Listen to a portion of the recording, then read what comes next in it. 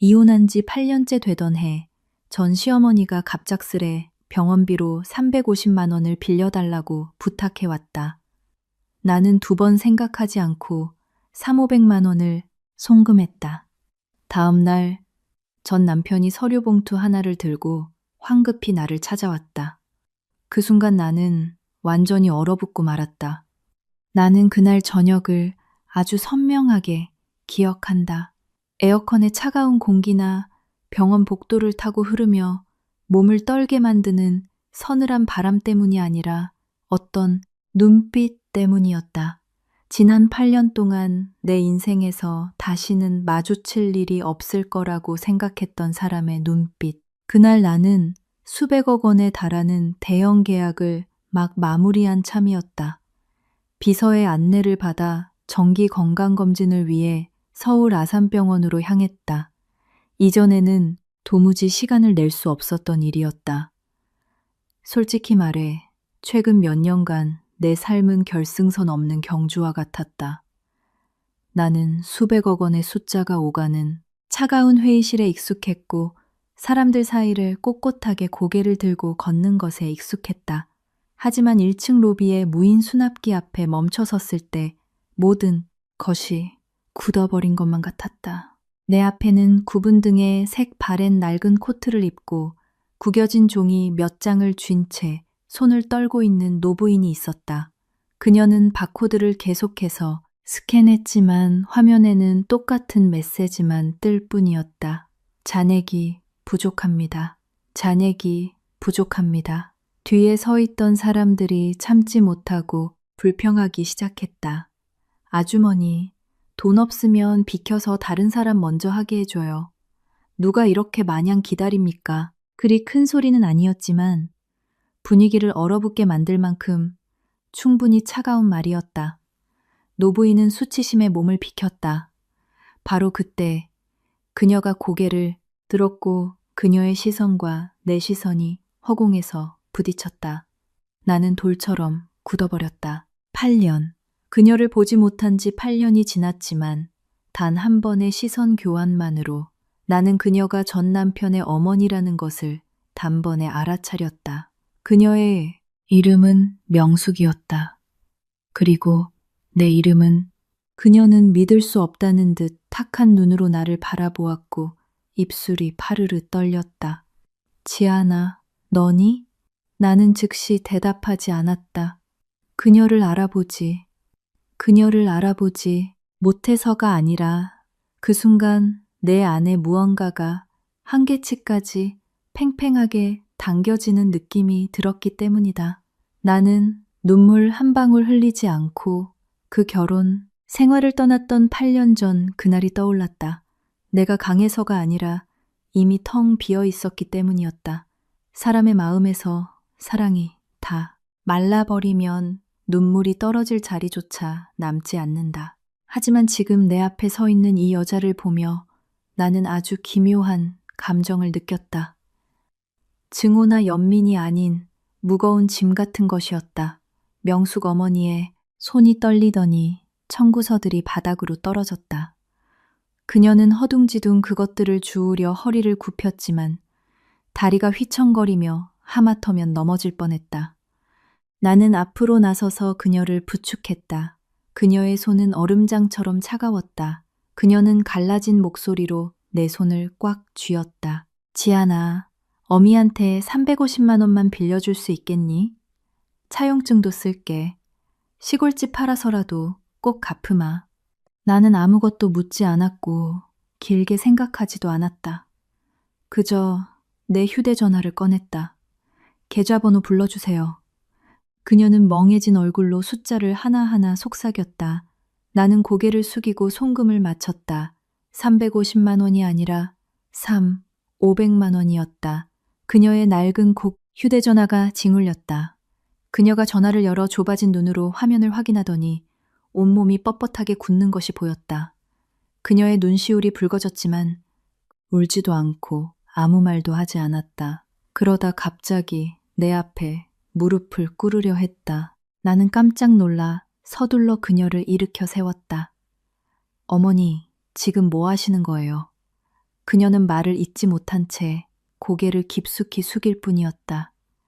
그 순간 나 역시 그녀가 왜 이러는지 온전히 이해하지 못했다. 그저 그 해의 한 장면이 내 머릿속에 떠올랐을 뿐이다. 내가 처음 그녀의 집에 인사하러 갔던 날, 작고 비좁은 부엌은 숨이 막힐 듯 더웠다. 내가 예전에 갈치조림을 아주 좋아해요 라고 스쳐 지나가듯 재해석했던 말 한마디 때문에 명숙 어머니는 아침 내내 요리를 하셨다. 그날 어머니는 아주 비싼 제주산 은갈치를 사오셨고 정작 본인은 무조림만 드셨다. 어머니는 미소를 지으며 내 밥그릇에 끊임없이 두툼한 갈치살을 올려주셨다. 더 먹어라 얘야. 그냥 네 집이라고 생각해. 그날은 내 인생에서 처음으로 내가 온전히 환영받고 품어지는 느낌을 받았던 날이었다. 참으로 안타깝다. 그 후로 모든 것이 엇갈려 버렸으니 나는 그녀의 손을 놓고 차분한 목소리로 말했다. 그 돈 어머니 치료비로 쓰세요. 안 갚으셔도 됩니다. 그녀는 내 손 위로 눈물을 뚝뚝 흘리며 고개를 연신 가로저었다. 나는 더 머물지 않고 돌아서서 그곳을 떠났다. 병원을 나와 담배에 불을 붙였다. 피어오르는 연기에 눈을 가늘게 떴다. 내가 방금 한 일이 옳은 일인지 그른 일인지 스스로에게 묻고 있었다. 8년 전 아버지가 수술대에 올랐을 때 아버지를 살리기 위해 정확히 500만 원이 부족했던 날 나는 전 남편에게 전화를 걸었다. 그는 돈이 없다고 했다. 그 한마디면 내가 모든 것을 내려놓고 떠나기에 충분했다. 하지만 오늘 나는 그의 어머니에게 그 금액의 10배를 쥐어주었다. 나는 씁쓸하게 웃었다. 아마도 사람이 모든 것을 가지게 되면 마음이 약해지기 쉬운 모양이다. 하지만 그 결정이 8년 동안 내가 믿어왔던 모든 기억을 뒤집어 엎을 비밀을 밝혀낼 줄은 꿈에도 몰랐다. 다음 날 회사 위층에서 회의를 하고 있을 때 비서가 들어와 내 귀에 속삭였다. 어떤 남자분이 찾아오셨습니다. 이름이 태경이라고 하시네요. 펜을 쥐고 있던 내 손이 일순간 멈췄다. 태경, 내 전 남편. 8년 만에 마침내 그가 나타났다. 나는 몇 초간 침묵하다가 말했다. 접견실로 모셔. 문이 열렸을 때 나는 완전히 다른 사람을 보았다. 예전에 그 자신감 넘치던 아우라도 나를 내려다보던 그 오만한 눈빛도 더는 남아있지 않았다. 내 앞에 선 사람은 배가 조금 나오고 머리숱이 성그러졌으며 눈빛에는 짙은 피로가 묻어나는 중년 남성이었다. 그는 손에 서류 봉투를 든 채 어색하게 나를 바라보았다. 지아나, 나는 차가운 목소리로 앉은 채 대답했다. 할 말 있으면 바로 해. 그는 침을 꿀꺽 삼키더니 종이 한 장을 꺼내 내 앞에 놓았다. 이거 원금 500만 원에 이자까지 전부 계산한 차용증이야. 어머니가 기어코 너한테 전해주라고 하셔서. 나는 그 종이를 내려다보았다. 떨리는 글씨체에 빨간 인주로 찍힌 지장이 선명했다. 나는 그것을 다시 그에게 밀어주었다. 필요 없어. 태경은 어리둥절한 표정을 지었다. 안 받겠다고? 후, 어제 분명 말씀드렸어. 그 돈은 어머니 치료비지 빌려드린 게 아니라고. 이르뿌, 방 안에 침묵이 내려앉았다. 그는 복잡한 표정으로 나를 보더니 갑자기 내가 전혀 예상치 못한 말을 꺼냈다. 지아나, 혹시 그 해에 우리가 뭔가 단단히 오해하고 있었다는 생각 해본 적 없어? 나는 심장을 누군가 가볍게 움켜쥐는 것 같은 기분에 얼어붙었다. 오해? 8년 동안 나는 내가 배신당했고 가장 힘들 때 버려졌다고 굳게 믿어왔다. 하지만 지금 나를 보는 태경의 눈빛은 거짓말을 하는 사람의 것이 아니었다. 나는 천천히 입을 열었다. 무슨 뜻이야?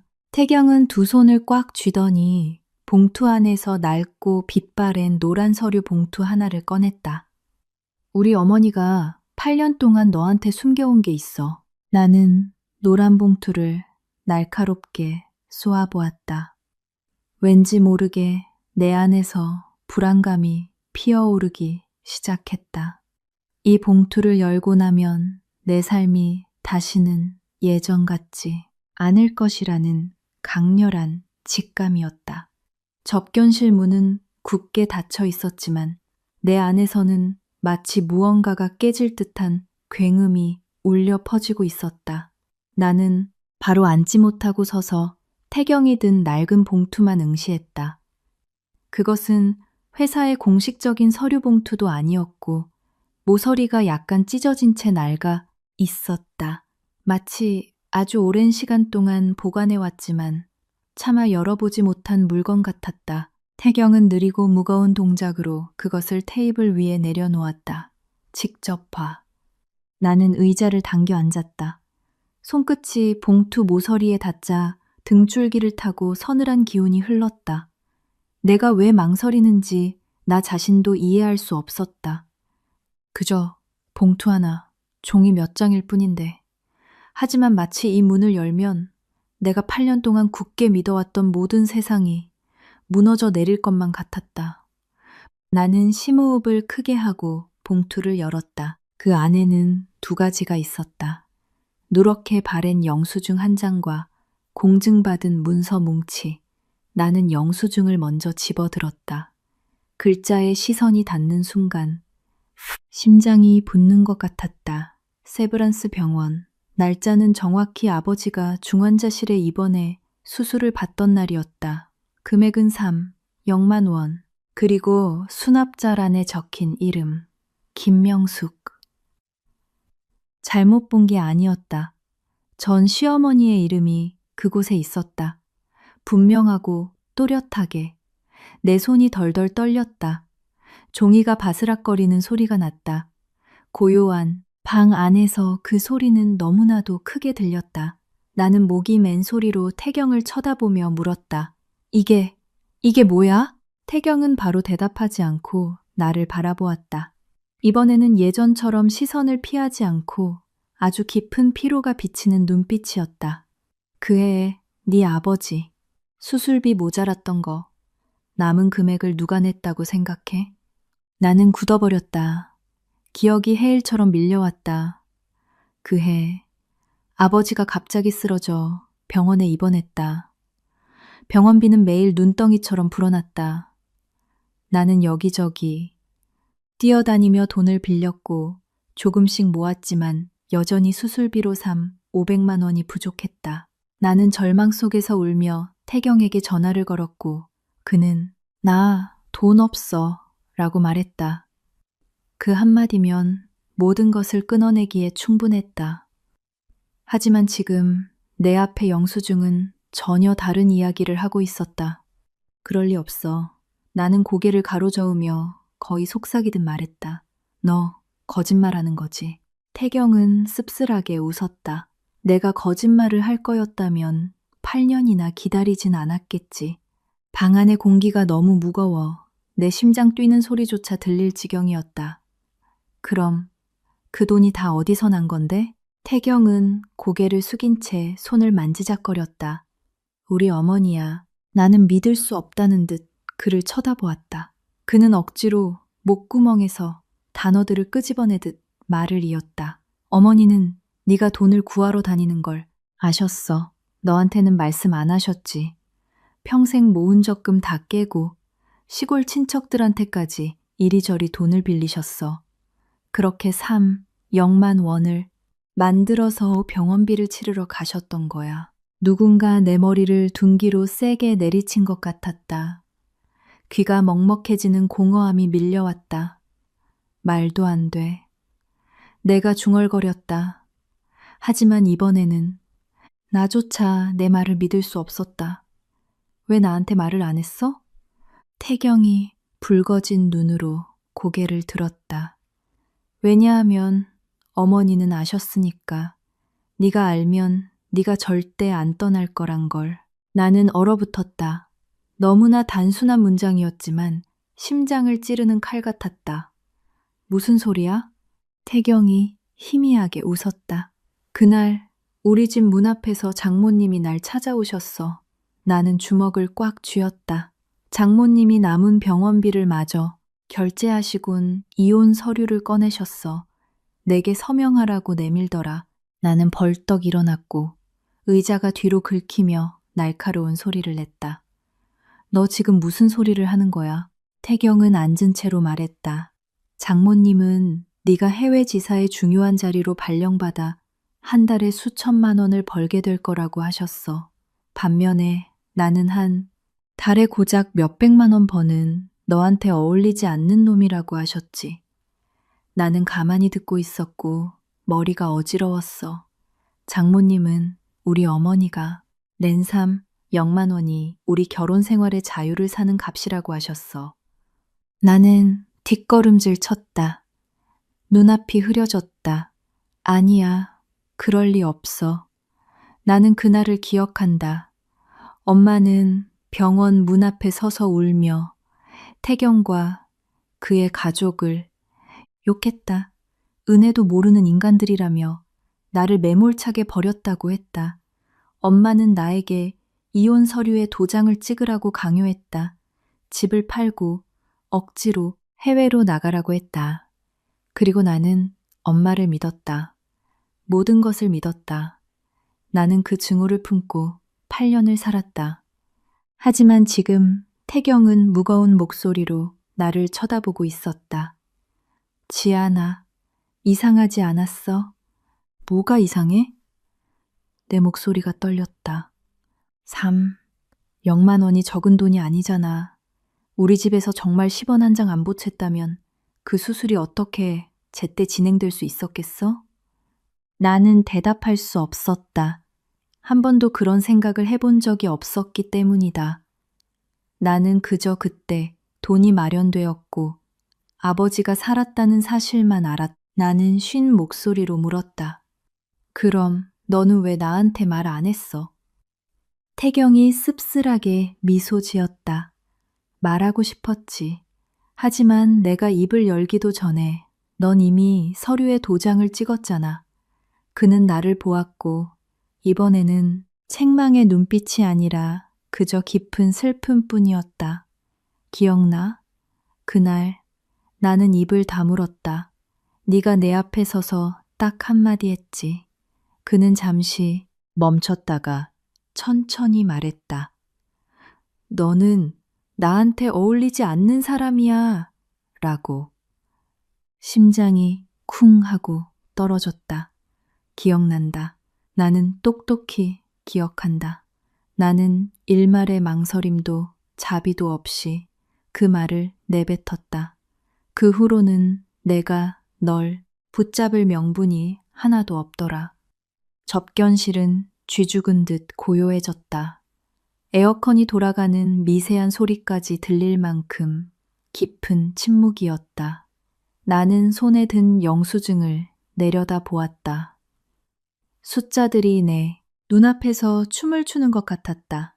태경이나 우리 집에서 나온 돈이 아니라 어제 내가 500만 원을 보냈던 그 여자가 낸 0만 원. 나는 일그러진 미소를 지었다. 그러니까 8년 동안 나는 엉뚱한 사람을 미워하고 있었던 거네. 질문이 아니었기에 아무도 대답하지 않았다. 나는 영수증을 테이블 위에 내려놓았다. 내 손은 여전히 떨리고 있었다. 그리고 이건 내가 남은 서류 뭉치를 가리켰다. 태경이 내 시선을 따라갔다. 목이 맨 소리였다. 직접 확인해. 나는 서류를 펼쳤다. 가장 먼저 눈에 들어온 줄은 재산증여계약서였다. 그 아래 증여자 김명숙, 수증자 이지안. 나는 그대로 굳어버렸다. 어머니 시골집이 재개발 구역에 들어갔어. 보상금이 4억 원 정도 나올 예정이야. 태경이 아주 작은 목소리로 말했다. 그거 너 주시려고 남겨두신 거야. 나는 그 페이지를 뚫어지게 바라보았다.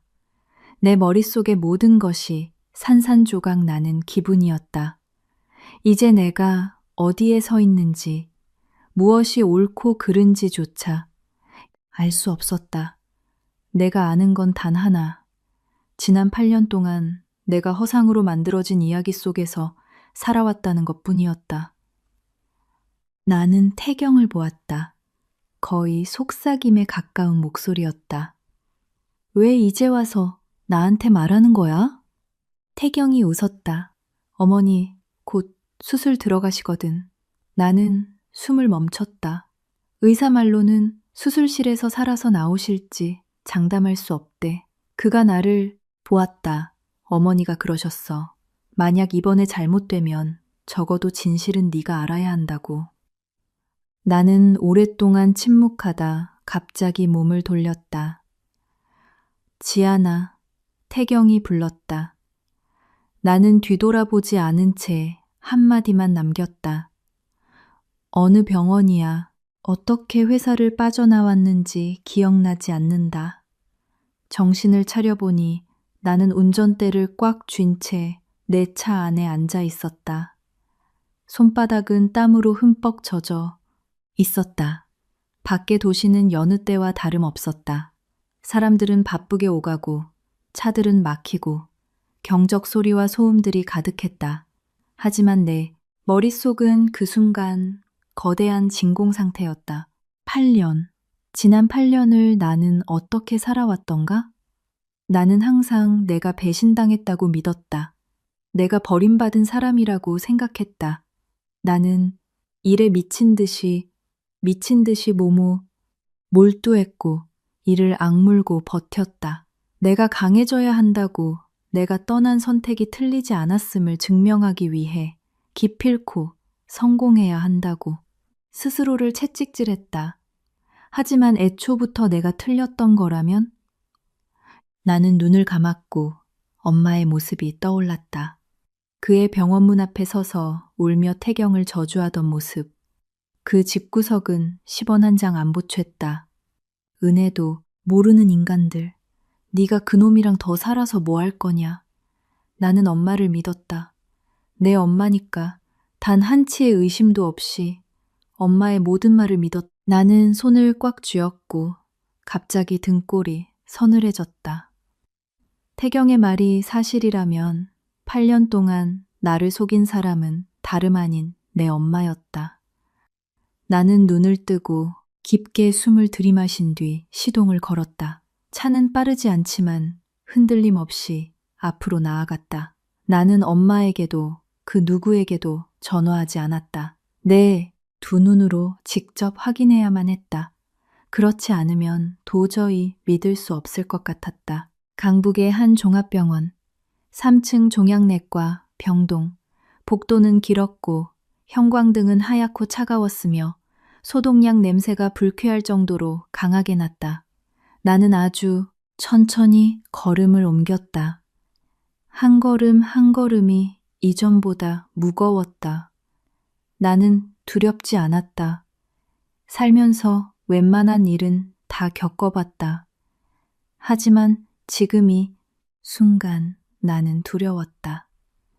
내가 마주하게 될 현실이 나를 영원히 바꿔놓을까봐. 306호. 나는 문 앞에 멈춰 섰다. 문은 살짝 열려 있었고 안에서 부드러운 물소리가 들려왔다.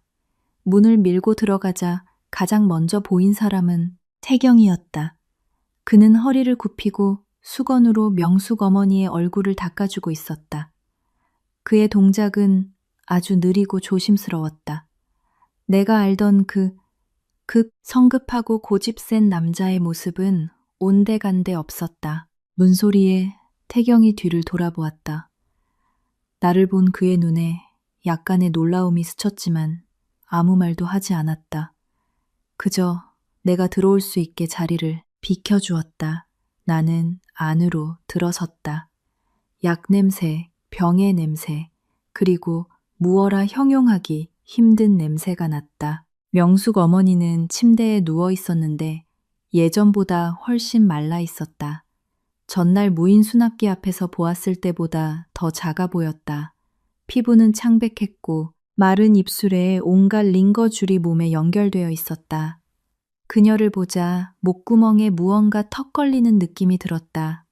좁고 답답한 부엌에서 내 접시에 갈치살을 얹어주며 환하게 웃으시던 분. 많이 먹어라 얘야 하시던 분. 그리고 내가 8년 동안 철저히 외면했던 사람. 나는 아무 말 없이 가만히 서 있었다. 무슨 말을 해야 할지 몰랐다. 명숙 어머니가 눈을 떴다. 탁한 동공이 천천히 나를 향했다. 나를 알아보는 데 몇 초의 시간이 걸렸다. 지아나, 바람결처럼 미약한 목소리였다. 나는 다가가 침대 옆에 섰다. 앉지 않고 그저 서 있었다. 아직 저를 알아보시네요. 내가 왜 그런 말을 했는지 모르겠다. 내 목소리는 차갑지도 따뜻하지도 않았다. 그저 무미건조했다.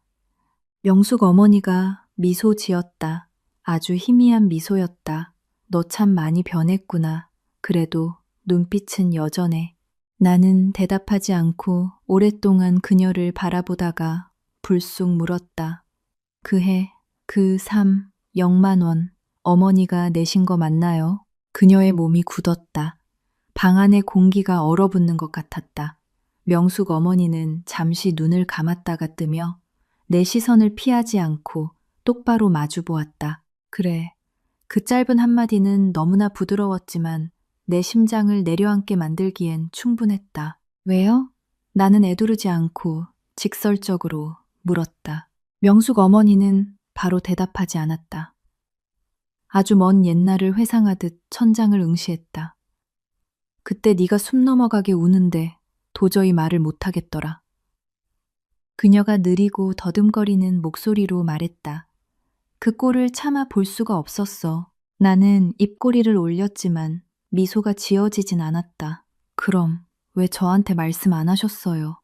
명숙 어머니가 고개를 돌려 나를 보았다. 아주 평온한 표정이었다. 내가 말했으면 네가 떠나지 않았을 테니까. 태경이 아까 내게 했던 말과 토씨 하나 틀리지 않고 똑같은 문장이었다. 나는 주먹을 쥐었다. 어머니가 무슨 권리로 제 인생을 결정하신 거예요? 이번에는 내 목소리가 높아졌다. 약간 떨렸고 분노가 섞여 있었지만 그 분노는 그녀를 향한 것이 아니라 나 자신을 향한 것이었다. 명숙 어머니는 내 시선을 피하지 않았다. 네가 계속 고통받는 걸 원치 않았으니까. 나는 굳어버렸다. 고통받다니. 태경과의 삶은 오직 고통뿐이었다고 그녀는 생각했던 걸까? 그녀는 가볍게 한숨을 쉬었다. 나는 걔 엄마잖니. 태경이가 어떤 놈인지 내가 제일 잘 알아. 옆에 서 있던 태경은 아무 말 없이 고개만 숙이고 있었다. 네가 해외로 나가서 인생을 바꿀 기회가 생겼다는 걸 알았어. 널 이 좁은 곳에 붙잡아 둘 수가 없더라. 그녀의 목소리는 약했지만 아주 또렷했다. 네가 날 원망할 거란 건 알았어. 하지만 평생 후회하며 사는 것보다 날 미워하며 사는 게 낫다고 생각했다. 나는 말문이 막혀 그녀를 바라보았다. 거짓이나 연기가 아니었다. 그녀가 진심으로 그렇게 생각했다는 것을 온전히 느낄 수 있었다. 나는 차마 그녀의 눈을 계속 마주하지 못하고 고개를 돌렸다. 목이 메었다. 8년이에요. 내가 아주 낮은 목소리로 말했다. 8년 동안 제가 어떻게 살았는지 아세요? 그녀는 말이 없었다. 나는 웃었다. 이번에는 자조적인 웃음이었다. 위궤양으로 피를 토하며 일만 했어요. 아무도 사랑할 엄두를 못 냈고 아무도 믿지 못했어요. 가장 가까운 사람조차 언제 내 등 뒤에 칼을 꽂을지 모른다고 생각했으니까요. 내 목소리가 잦아들었다. 아셨어요? 저 어머니 미워했어요. 태경이도 미워했고 그 집안 전체를 8년 동안 끔찍하게 원망했어요. 방 안은 적막했다. 심장 박동 모니터에 규칙적인 기계음만 들려왔다. 명숙 어머니는 소리내어 울지 않았지만 눈을 감은 그녀의 뺨 위로 두 줄기 눈물이 흘러내렸다. 미안하다. 그녀가 속삭였다.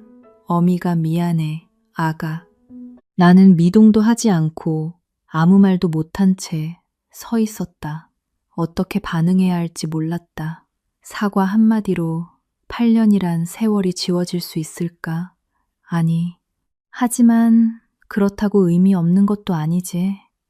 한참 뒤에 내가 드디어 입을 열었다. 저한테 시골집 남겨주셨다면서요. 왜요?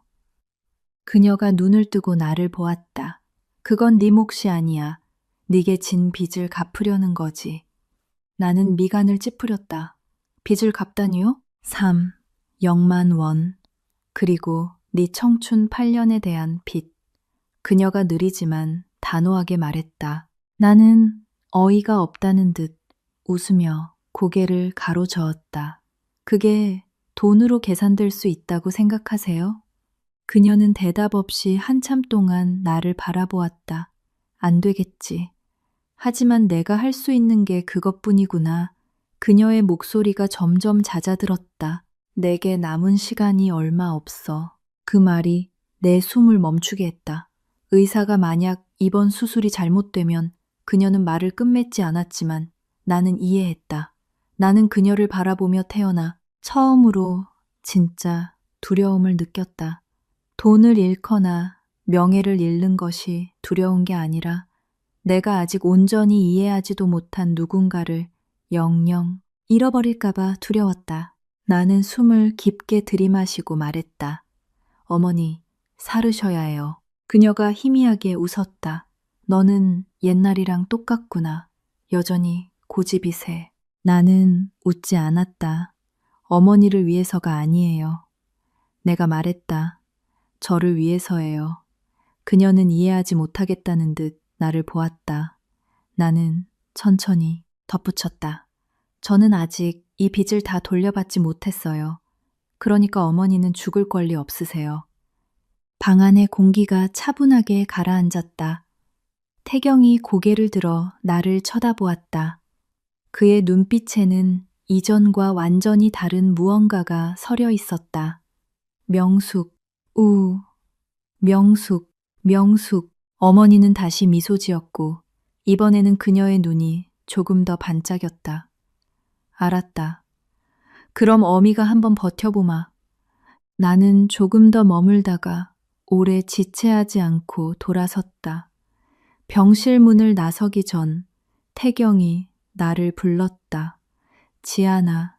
나는 돌아보지 않고 멈춰 섰다. 할 말 더 있어? 그는 잠시 망설이다가 말을 이었다. 너한테 숨긴 게 우리 어머니뿐만이 아니야. 나는 그 자리에 못 박힌 듯 멈췄다. 심장이 미친 듯이 뛰기 시작했다. 무슨 뜻이야? 태경은 아주 조심스럽게 말했다. 이 사실을 알고 나서 혹시 장모님이랑 이야기해봤어? 나는 휙 고개를 돌려 그를 노려보았고 온몸에 소름이 돋았다. 아직 엄마를 만나지 않았다. 그리고 이제야 비로소 아직 끝내지 못한 일이 있다는 걸 깨달았다. 나는 병실 문 손잡이를 쥔 채 문을 열지 않고 가만히 서 있었다. 태경의 말이 내 머릿속에서 메아리 쳤다. 너한테 숨긴 게 우리 어머니뿐만이 아니야. 나는 눈을 감았다.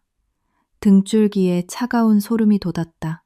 8년 동안 나는 내가 만든 진실 속에서 살아왔다. 하지만 지금 그 조각들이 하나둘 산산조각 나고 있었다. 만약 전 시어머니가 진실을 숨겼고 태경이 아무 말도 하지 않았다면 대체 우리 엄마는 얼마나 많은 것을 알고 있었으며 도대체 무슨 짓을 저지른 걸까? 나는 눈을 뜨고 다시 병실로 돌아가지 않았다. 끝없이 이어진 복도를 걷걸음으로 걸어나갔다. 멈추지도 생각하지도 않았다. 오직 한 가지 생각뿐이었다. 당장 집으로 가야 한다. 내가 엄마를 위해 사들인 고급 아파트는 서울 도심의 한남동에 있었다. 30억 원이 훌쩍 넘는 최고급 풀옵션 아파트. 등기 부등본상의 명의도 엄마 이름으로 되어 있었다. 그때 내 생각은 단순했다. 나를 낳고 길러주셨으니 내가 돈을 벌면 당연히 보답해야 한다고. 하지만 지금 그 문 앞에 서서 나는 지독한 이질감을 느꼈다. 나는 열쇠를 꺼내 문을 열었다. TV 소리가 쩌렁쩌렁 울리고 있었다. 엄마는 소파에 앉아 프리미엄 과일을 먹으며 드라마를 보고 계셨다. 나를 본 엄마는 조금 놀란 기색이었다. 어머, 웬일로 일찍 왔니? 나는 곧바로 대답하지 않았다. 안으로 들어가 문을 닫고 핸드백을 식탁 위에 올려놓았다. 집 안의 평화롭고 안락한 분위기가 나를 미치도록 불편하게 만들었다. 엄마가 나를 쳐다보았다. 무슨 일 있어? 나는 빙빙 돌려 말하지 않고 엄마를 똑바로 쳐다보며 말했다. 그 해, 그 삶, 0만 원. 도대체 어디서 난 거야? 엄마의 손이 멈칫했다. 들고 있던 사과 조각이 툭 하고 접시 위로 떨어졌다. 작은 소리였지만 엄마가 내 질문의 의미를 알아차렸다는 것을 알기엔 충분했다. 너 무슨 소리를 하는 거니? 엄마의 목소리는 평정을 유지하려 애썼지만 눈빛은 이미 심하게 흔들리고 있었다. 나는 더 이상 아무 말도 하지 않고 가방에서 그 낡은 영수증을 꺼내 테이블 위에 올려놓았다. 설명해봐, 엄마. 엄마는 그 종이를 내려다보았다. 놀람에서 당혹감으로, 그리고 마침내 체념으로 엄마의 얼굴빛이 시시각각 변해갔다. 집안의 공기가 얼어붙은 것 같았다. 나는 다그치지 않고 가만히 기다렸다. 엄마 입으로 직접 듣고 싶었다. 한참 뒤 엄마는 긴 한숨을 내쉬며 소파에 주저앉았다. 결국 다 알게 됐구나. 변명조차 없는 지친 목소리였다. 나는 웃었다. 기쁨이라곤 단 1%도 섞이지 않은 웃음이었다. 그럼 엄마는 알고 있었네? 부정하지 않는다는 뜻이었다. 응.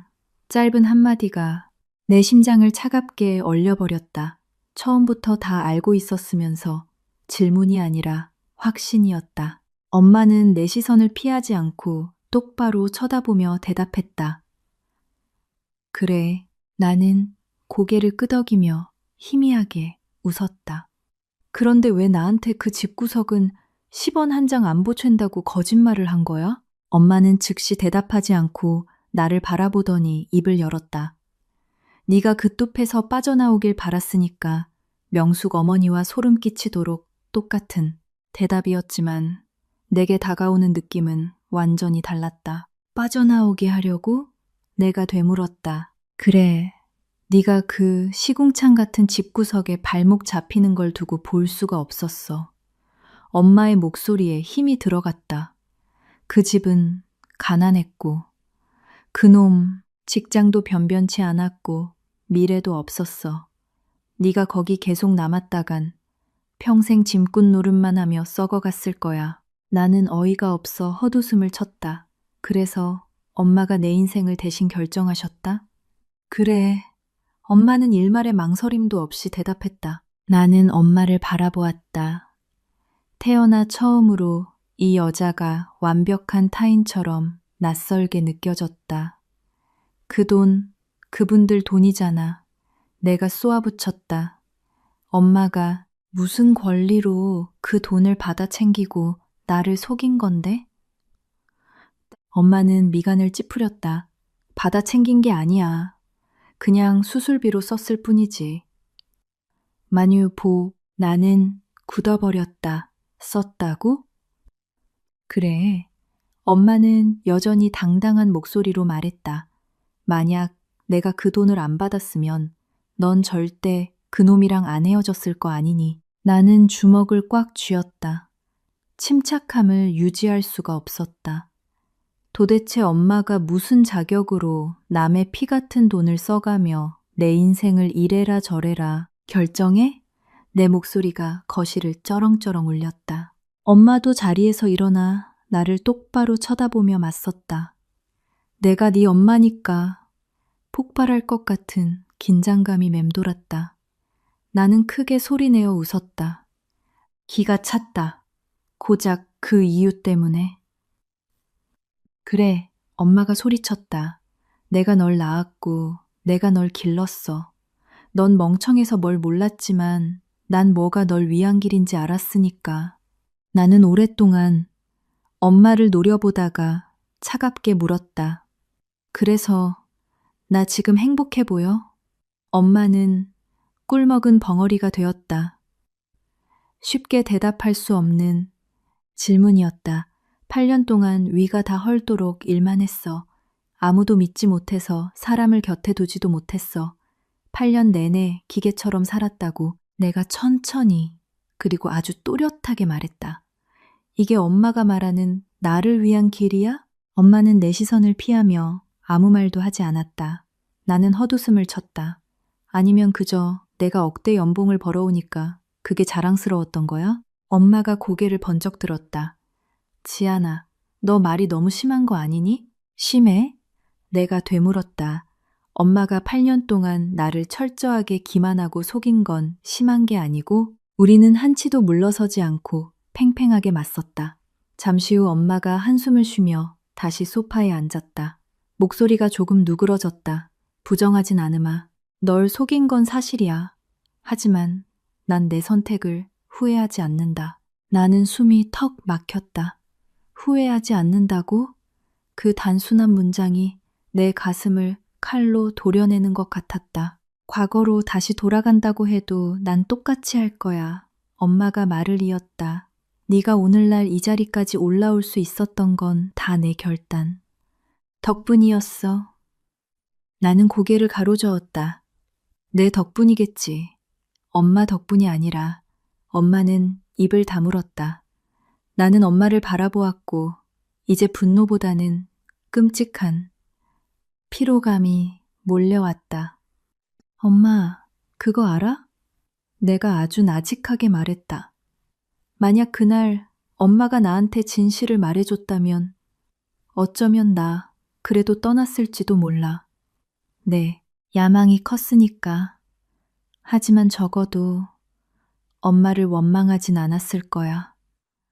내 마음속에 이딴 상처를 품고 8년을 지옥처럼 살진 않았을 거라고. 엄마는 흔들리는 눈빛으로 나를 보았지만 끝내 아무 말도 하지 않았다.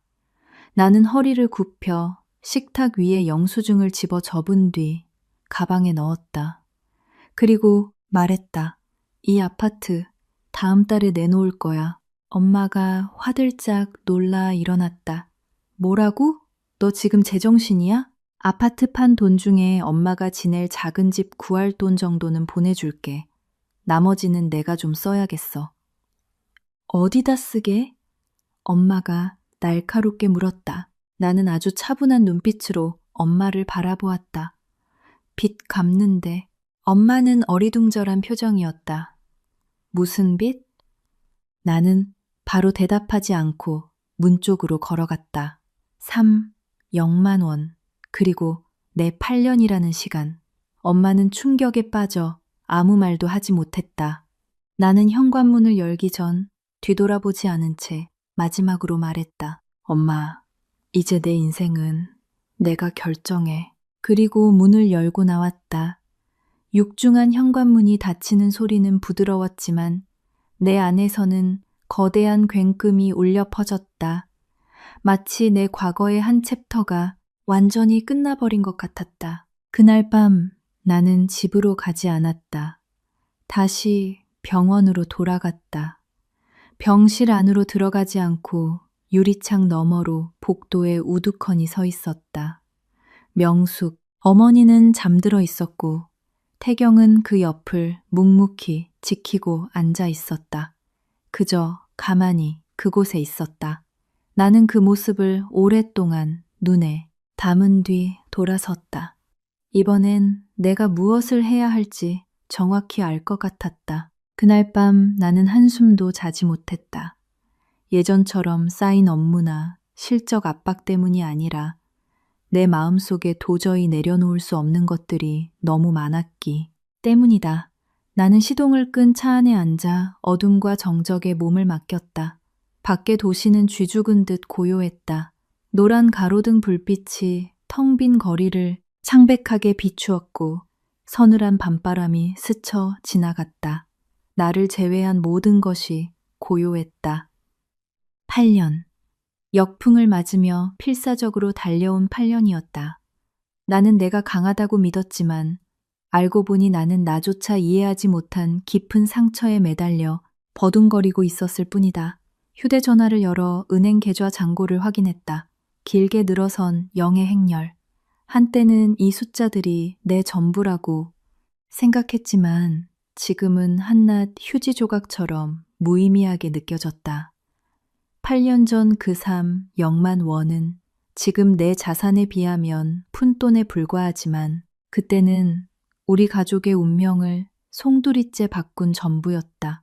돈의 액수가 문제가 아니라 우리가 서로를 어떻게 대했는지가 문제였던 것이다. 나는 눈을 감았다.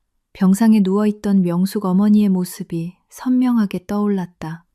깡마르고 나약해진 몸이었지만 모든 것을 품어 안은 듯 고요하고 평온했던 눈빛. 그리고 이제야 나는 어렴풋이 이해하기 시작했다. 나는 눈을 뜨고 시동을 걸었다. 더 이상 망설일 이유는 없었다. 다음 날 아침, 나는 아주 일찍 병원에 도착했다.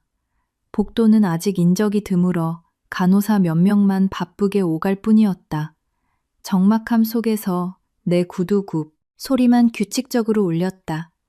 나는 병실 문 앞에 멈춰 서서 노크도 없이 조심스럽게 문을 밀었다. 병실 안 태경은 의자에 앉아 벽에 머리를 기댄 채 쪽잠을 자고 있었다.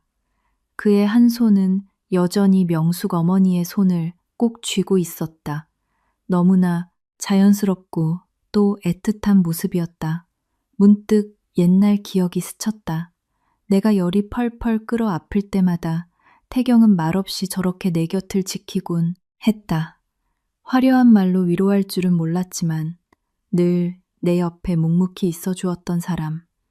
참 안타깝게도 나는 그 사실을 까맣게 잊고 살았다. 나는 소리를 내지 않으려 조심스레 들어가 테이블 위에 가방을 내려놓았다. 아주 작은 기척이었지만 태경이 눈을 떴다. 나를 본 그는 약간 놀란 기색이었다. 일찍 왔네. 나는 고개를 끄덕였다. 더 이상의 질문이나 형식적인 인사도 없었다. 아주 자연스럽게 태경은 몸을 바로 세우고 얼굴을 비벼 잠을 깼다. 의사가 오늘 아침에 정밀 검사 한 번 더 하고 결과 좋으면 내일 바로 수술한대. 나는 침대 쪽을 바라보았다. 어머니는 여전히 고른 숨을 내쉬며 자고 있었다. 수술비 남은 거 얼마야? 내가 단도직입적으로 물었다. 태경의 손이 멈칫했다. 됐어. 신경 안 써도 돼. 얼마 모자라냐고 물었어. 내 목소리는 언성을 높이지 않았지만 단호했다. 태경은 나를 물끄러미 보더니 말했다. 한 500만 원 정도. 나는 고개를 끄덕이고 휴대전화를 꺼내 곧바로 이체했다. 보냈어. 태경은 복잡한 표정으로 나를 바라보았다. 지안아, 너 이럴 필요 없어. 지안아, 내가 하고 싶어서 하는 거야. 나는 그의 말을 싹둑 잘랐다. 병실에 침묵이 내려앉았다. 팽팽한 긴장감도 숨막히는 불편함도 아니었다. 단지 아직 입 밖으로 꺼내지 못한 말들이 맴돌고 있을 뿐이었다. 잠시 후 내가 묻고 싶었던 것을 꺼냈다. 요즘 무슨 일해? 태경이 희미하게 미소 지었다. 정리해고당했어. 인원 감축할 때 잘렸지. 나는 놀라지 않고 가만히 고개를 끄덕였다. 지금은 배달 대행일 해. 그냥 닥치는 대로 일당 벌고 있어. 그는 상처받은 자존심을 숨기려 하거나 구차한 변명을 늘어놓지 않았다. 그저 있는 그대로 담담하게 현실을 인정하고 있었다. 나는 그를 잠시 쳐다보며 물었다. 후회해? 태경이 고개를 들었다. 뭐가? 그때 나 안 붙잡은 거. 그가 웃었다. 예전의 씁쓸한 미소가 아니라 아주 가벼운 미소였다. 아니, 나는 조금 놀랐다. 왜? 왜냐하면 그때 나도 네가 더 넓은 세상으로 나가는 게 맞다고 생각했으니까. 나는 말문이 막혔다. 그가 말을 이었다. 지아나, 넌 나 같은 놈 옆에 있기엔 너무 아까운 사람이었어. 넌 야망이 있었고 능력도 뛰어났지만 난 그저 평범한 변두리 인생이었잖아. 나는 그를 직시했다. 그래서 그게 날 놔버린 핑계라는 거야? 태경은 고개를 가로저었다. 핑계가 아니라 널 억지로 주참하지 않은 이유지. 다시 침묵. 나는 무슨 말을 해야 할지 몰랐다. 그의 말이 틀린 건 아니었지만 너무 늦게 도착한 진심이었기 때문이다. 오전 9시쯤 어머니가 잠에서 깼다. 나를 본 그녀는 약간 놀란 눈치였다. 지아나, 또 왔니? 나는 고개를 끄덕였다. 네, 살가운 말은 없었지만 곁을 떠나진 않았다. 그녀가 나를 보았고 표정이 부드러워졌다. 회사 일로 많이 바쁠 텐데 다 알아서 조치해뒀어요. 짧게 대답했다. 그녀는 희미하게 미소 지으며 더 캐묻지 않고 내 손을 쥐었다. 여전히 찬 손이었지만 이번엔 나도 손을 빼지 않았다. 어젯밤에 한숨도 못 잤지. 그녀가 물었다. 나는 고개를 저었다. 아니요. 너무 생각 많이 하지 마라. 어머니가 부드러운 목소리로 달래듯 말했다. 지나간 일은 그저 지나간 대로 두는 거야. 나는 그녀의 눈을 맞췄다. 아직 안 지나갔어요. 그녀가 말문이 막힌 듯 쳐다보자 내가 덧붙였다. 적어도 저한테는 아직 안 지나간 일이에요. 어머니는 작게 한숨을 쉬었다. 내가 어찌해주면 좋겠니? 나는 바로 대답하지 않았다. 한참을 바라보다가 불쑥 말했다. 저는 어머니가 꼭 살으셨으면 좋겠어요. 어머니가 웃었다. 또 그 소리. 저 진심이에요. 말씀드렸잖아요. 어머니 아직 저한테 빚 다 안 갚으셨다고. 어머니의 눈에 따스한 빛이 돌았다. 그래, 그럼 이 빚은 어찌 갚으면 될까? 나는 잠시 생각한 뒤 말했다. 퇴원하시면 저랑 같이 사세요. 옆에 있던 태경이 화들짝 놀랐다. 지아나, 나는 태경을 쳐다보지 않고 어머니만 똑바로 응시했다. 네, 같이 사시자고요. 어머니는 얼어붙은 듯 한참 동안 말을 잇지 못했다. 내가 짐이 될 수는 없다. 아가. 어머니가 원하시든 원하시지 않든 상관없어요. 내가 단호하게 말을 잘랐다. 제 말은 그렇게 하시겠냐는 뜻이에요. 내 목소리는 예전 CEO로서 지시를 내리던 때처럼 단호하고 확고했지만 그 안에 담긴 온도는 확연히 달랐다. 어머니는 나를 가만히 쳐다보다가 이내 천천히 고개를 끄덕였다. 그래, 알았다. 그러자꾸나. 그 한마디에 나는 왠지 모르게 크게 안도하며 나도 모르게 긴 숨을 내쉬었다. 오후에 필요한 물건을 사러 잠시 병실을 나섰다. 돌아왔을 때 문 밖에서 발걸음을 멈췄다. 안에서 대화 소리가 들렸기 때문이다. 태경아, 너 아직 지안이 마음에 두고 있니? 어머니의 목소리였다. 나는 그 자리에 굳어버렸다. 태경은 몇 초간 말이 없다가 대답했다. 모르겠어요. 어머니가 한숨을 쉬었다. 넌 아직 걔를 못 잊었어. 내 눈엔 다 보인다. 어머니, 태경이 씁쓸하게 웃는 소리가 들렸다. 전 이제 감히 그런 생각할 처지가 못 돼요. 어째서? 제겐 이제 그럴 자격이 없으니까요. 병실은 조용해졌고 이윽고 어머니가 나지막이 말했다. 넌 원래부터 그런 자격 같은 건 따질 필요 없는 놈이었어. 그 말에 내 심장이 철렁 내려앉았다. 무슨 뜻인지 머리로는 완벽히 이해하지 못했지만 차마 문을 열고 들어갈 용기가 나지 않았다. 떠난 건 지안이야. 네가 쫓아낸 게 아니잖니. 어머니가 덧붙였다. 태경은 대답하지 않았다.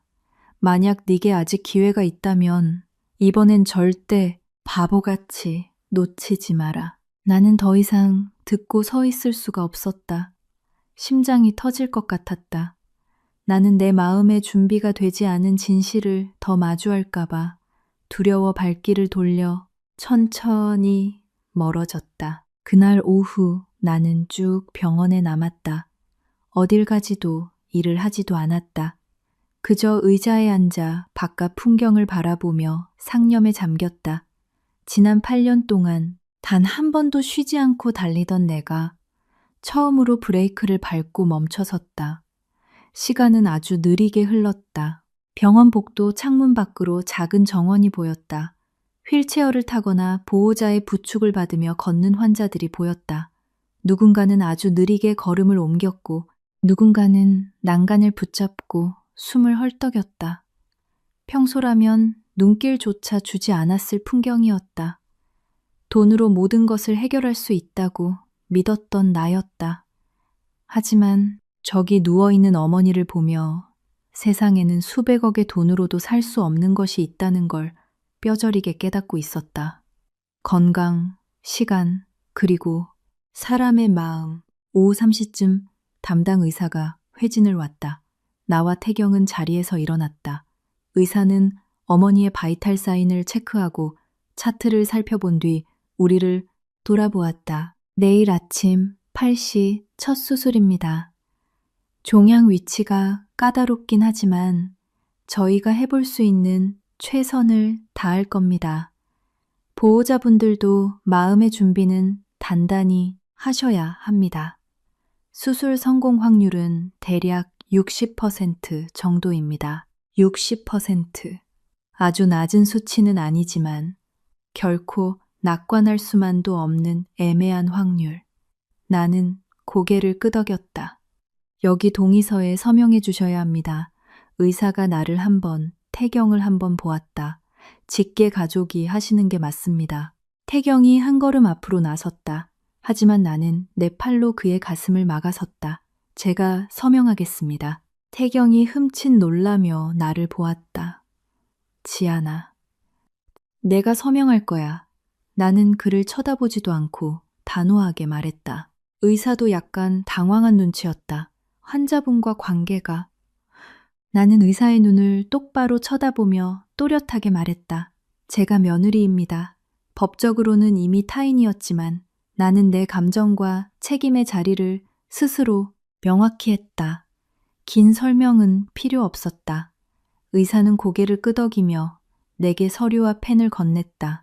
내 손은 미세하게 떨렸지만 보호자란에 이지안 세 글자를 힘주어 적었다. 지난 8년 동안 이 이름으로 다시 그녀의 보호자 역할을 하게 될 줄은 상상조차 하지 못했다. 의사가 나가고 태경이 나를 빤히 쳐다보았다. 이번에는 놀라움이 아니라 이해할 수 없다는 표정이었다. 지아나, 너 이럴 필요까지는 없어. 나는 그를 쏘아보았다. 너 보라고 한 거 아니야. 태경은 입을 다물었다. 어머니를 위해서 한 거야. 나는 짧게 쏘아붙이고 병실을 나섰다. 그날 밤도 나는 집으로 가지 않고 병원을 지켰다. 태경은 집에 가서 씻고 옷만 갈아입고 오겠다고 했고 나는 군말 없이 고개를 끄덕였다. 병실 안에는 어머니와 나 단둘만 남았다. 그녀는 잠들지 않고 멍하니 천장만 바라보고 있었다. 지아나. 네, 어머니. 무섭니? 나는 잠시 침묵하다가 솔직하게 털어놓았다. 네, 무서워요. 그녀가 희미하게 웃었다. 나도 그렇단다. 나는 의자를 당겨 침대에 바싹 가까이 앉았다. 내가 자발적으로 그녀에게 이토록 가까이 다가간 것은 오늘이 처음이었다. 뭐가 제일 두려우세요?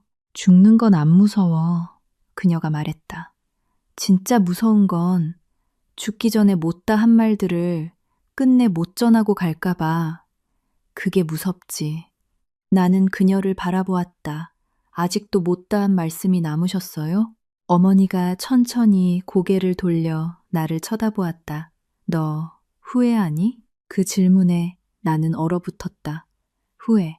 나는 지난 8년 동안 단 한 번도 그 단어를 내 입에 올리거나 마음속에 담아두려 하지 않았다. 후회하는 순간, 그동안 내가 악착같이 버텨온 모든 시간이 무너져 내릴 것 같았기 때문이다. 솔직히 잘 모르겠어요. 나는 있는 그대로 대답했다. 어머니가 끄덕였다. 그래, 만약 내가 과거로 돌아갈 수 있다면 나는 그래도 그날 너를 보냈을 거다.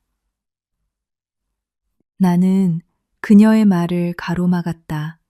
내 목소리는 흔들림 없이 굳건했다. 어머니. 그녀는 놀란 기색 없이 나를 보았다. 제가 그날 떠난 건 해외로 갈 기회나 돈 때문이 아니었어요. 제가 떠난 진짜 이유는 더 이상 그 사람을 믿을 수 없었기 때문이에요. 어머니는 말이 없었다. 한 번 깨진 믿음은 곁에 남아있는 걸 떠나는 것보다 더 지옥으로 만들거든요. 어머니는 가만히 눈을 감았다. 그래, 네 말이 맞다. 무거운 회한이 담긴 아주 작은 속삭임이었다. 그리고 지금은 나는 잠시 멈췄다가 창밖으로 시선을 돌렸다. 밤이 깊었고 정원의 불빛들은 흐릿했다. 여전히 제가 잘한 건지 모른다는 거예요. 하지만 더 이상 오해 속에서 혼자 벽을 치고 살고 싶진 않아요. 어머니가 다시 눈을 뜨고 나를 보았다. 그거면 족하다. 나는 고개를 돌려 그녀를 보았다. 족하다고요? 사람은 꼭 과거로 되돌아갈 필요 없어. 그저 지금 제대로 이해하고 풀면 되는 거야. 나는 아무 대답 없이 오래도록 그녀를 바라보았다. 저녁 8시쯤 태경이 저녁 도시락 3개를 사들고 돌아왔다. 테이블 위에 올려놓으며 말했다. 밥 먹어. 나는 거절하지도 고맙다고 하지도 않고 도시락 뚜껑을 열어 꾸역꾸역 밥을 밀어 넣었다. 우리 셋은 아무 말 없이 밥을 먹었다.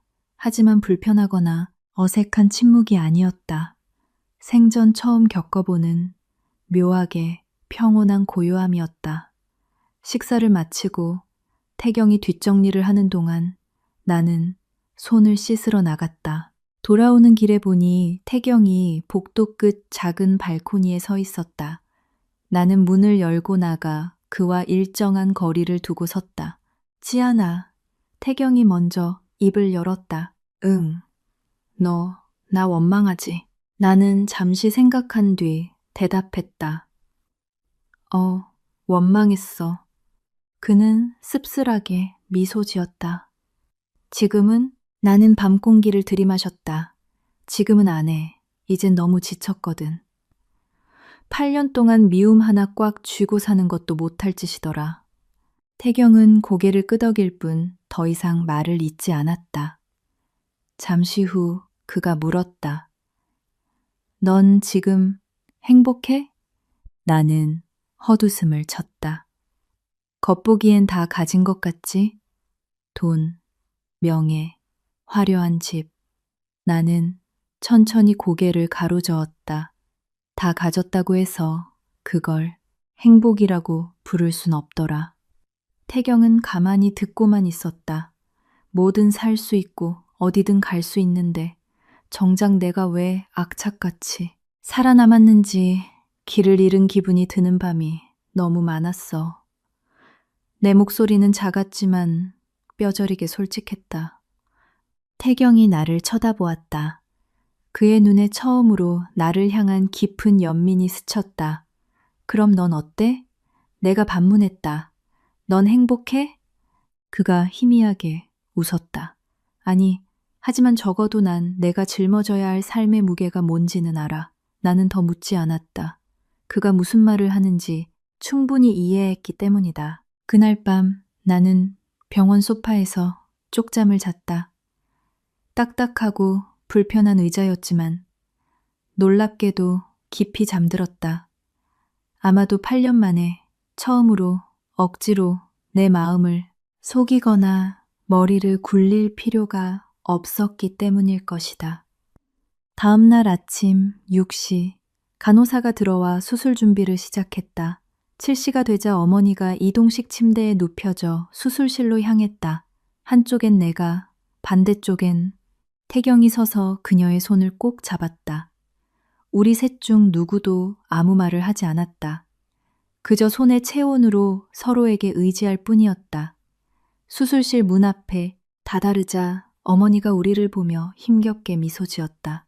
수술 끝나면 우리 같이 따뜻한 밥 한 끼 먹자. 나는 꾹 참았던 눈물이 핑 도는 걸 느끼며 세게 고개를 끄덕였다.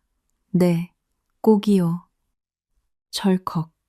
수술실의 육중한 문이 닫혔다. 작은 소리였지만 내 가슴을 쿵 하고 내리찍는 듯 무거웠다. 나는 수술실 문 밖에서 꼼짝도 하지 못하고서 있었다. 지난 몇 년간 수백억짜리 계약을 앞두고도 이렇게 피가 마르는 기분을 느껴본 적이 없었다. 돈으로도 내 알량한 사회적 지위로도 이 철문안의 상황은 단 1%도 바꿀 수 없다는 철저한 무력감이 나를 덮쳤다. 반투명한 유리창 너머를 뚫어지게 바라보았다. 불과 몇 분 전까지 내 손을 따뜻하게 잡고 있던 여자가 차가운 무영등 아래 누워있을 터였다. 심장, 박동은 제대로 뛰고 있을지, 메스 끝에서 피가 얼마나 날지, 바깥에 있는 나는 그저 운명의 모든 것을 맡긴 무기력한 관객에 불과했다. 그리고 그 순간 나는 깨달았다. 세상에는 내 힘으로 통제하거나 앞당길 수 없는, 오직 기도하며 버텨야만 하는 기다림이라는 것이 존재한다는 것을. 태경은 내 옆에 말없이 서 있었다.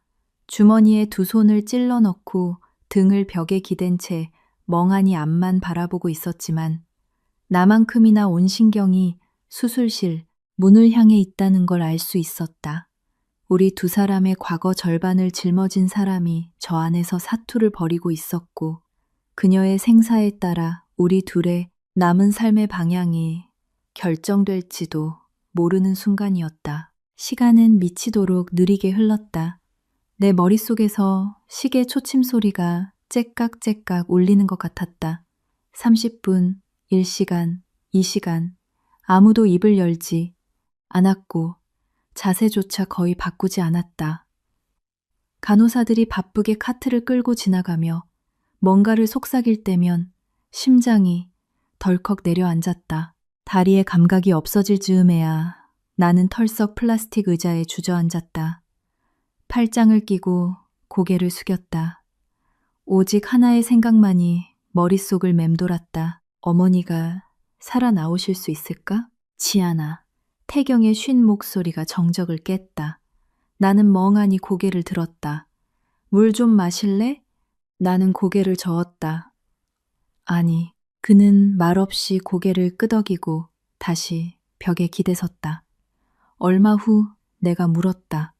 우리가 다시 이렇게 마주 앉게 될 날이 올 거라 생각한 적 있어? 태경은 입꼬리만 살짝 올리며 거의 보일 듯 말 듯한 미소를 지었다. 나는 우리가 살면서 다시는 마주칠 일 없을 줄 알았어. 나는 그를 빤히 쳐다보았다. 근데 지금은? 그가 잠시 허공을 응시하다 대답했다. 지금 보니까 내가 예전에 알던 세상이랑 진짜 세상은 참 많이 달랐던 것 같아. 나는 더 묻지 않았다. 나 역시 뼛속 깊이 공감하고 있었으니까. 3시간이 지났을 무렵 수술실 문이 열리고 간호사가 급히 나왔다. 우리는 용수철처럼 튀어 올랐다. 환자분 수술 계속 진행 중입니다. 시간이 좀 더 걸릴 것 같으니 보호자분들은 밖에서 대기해 주세요.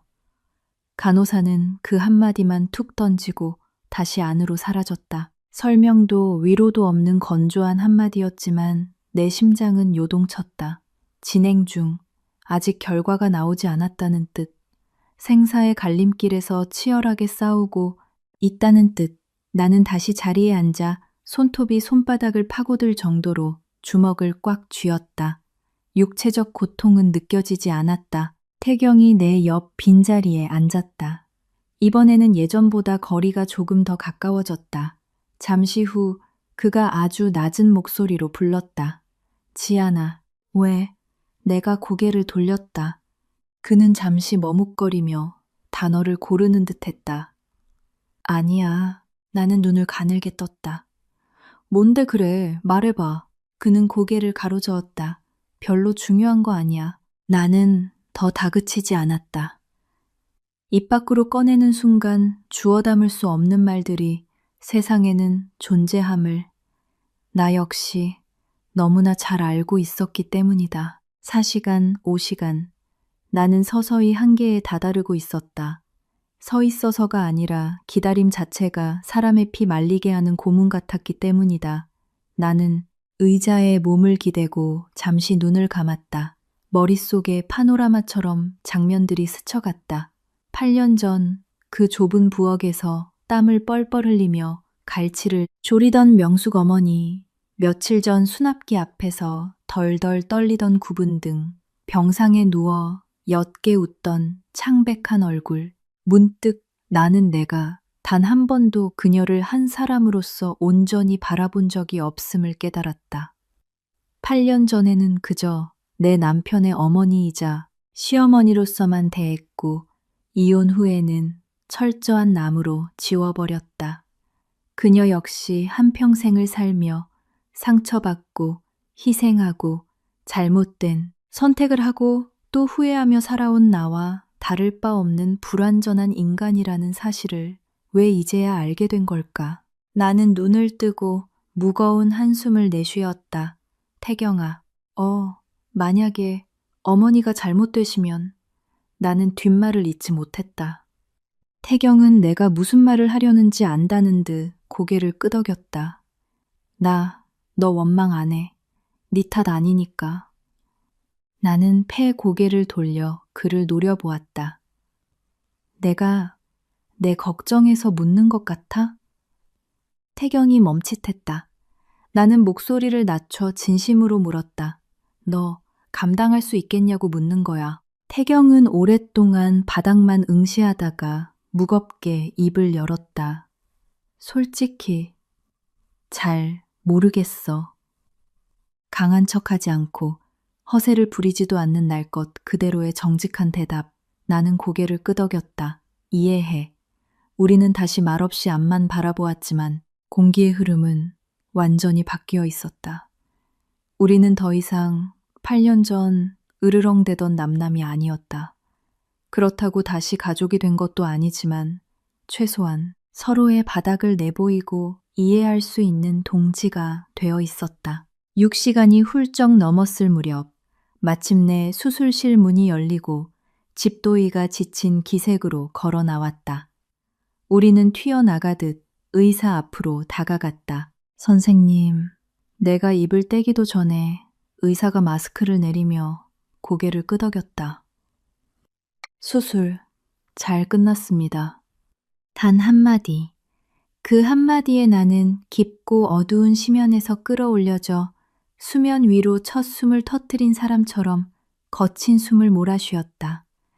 태경은 아무 말 없이 주먹을 꽉 쥐고 고개를 푹 숙인 채 어깨를 미세하게 떨고 있었다. 다만 의사의 표정은 여전히 진지했다. 환자분 체력이 너무 떨어져 있어서 앞으로 24시간 동안 중환자실에서 집중 관찰을 해야 합니다.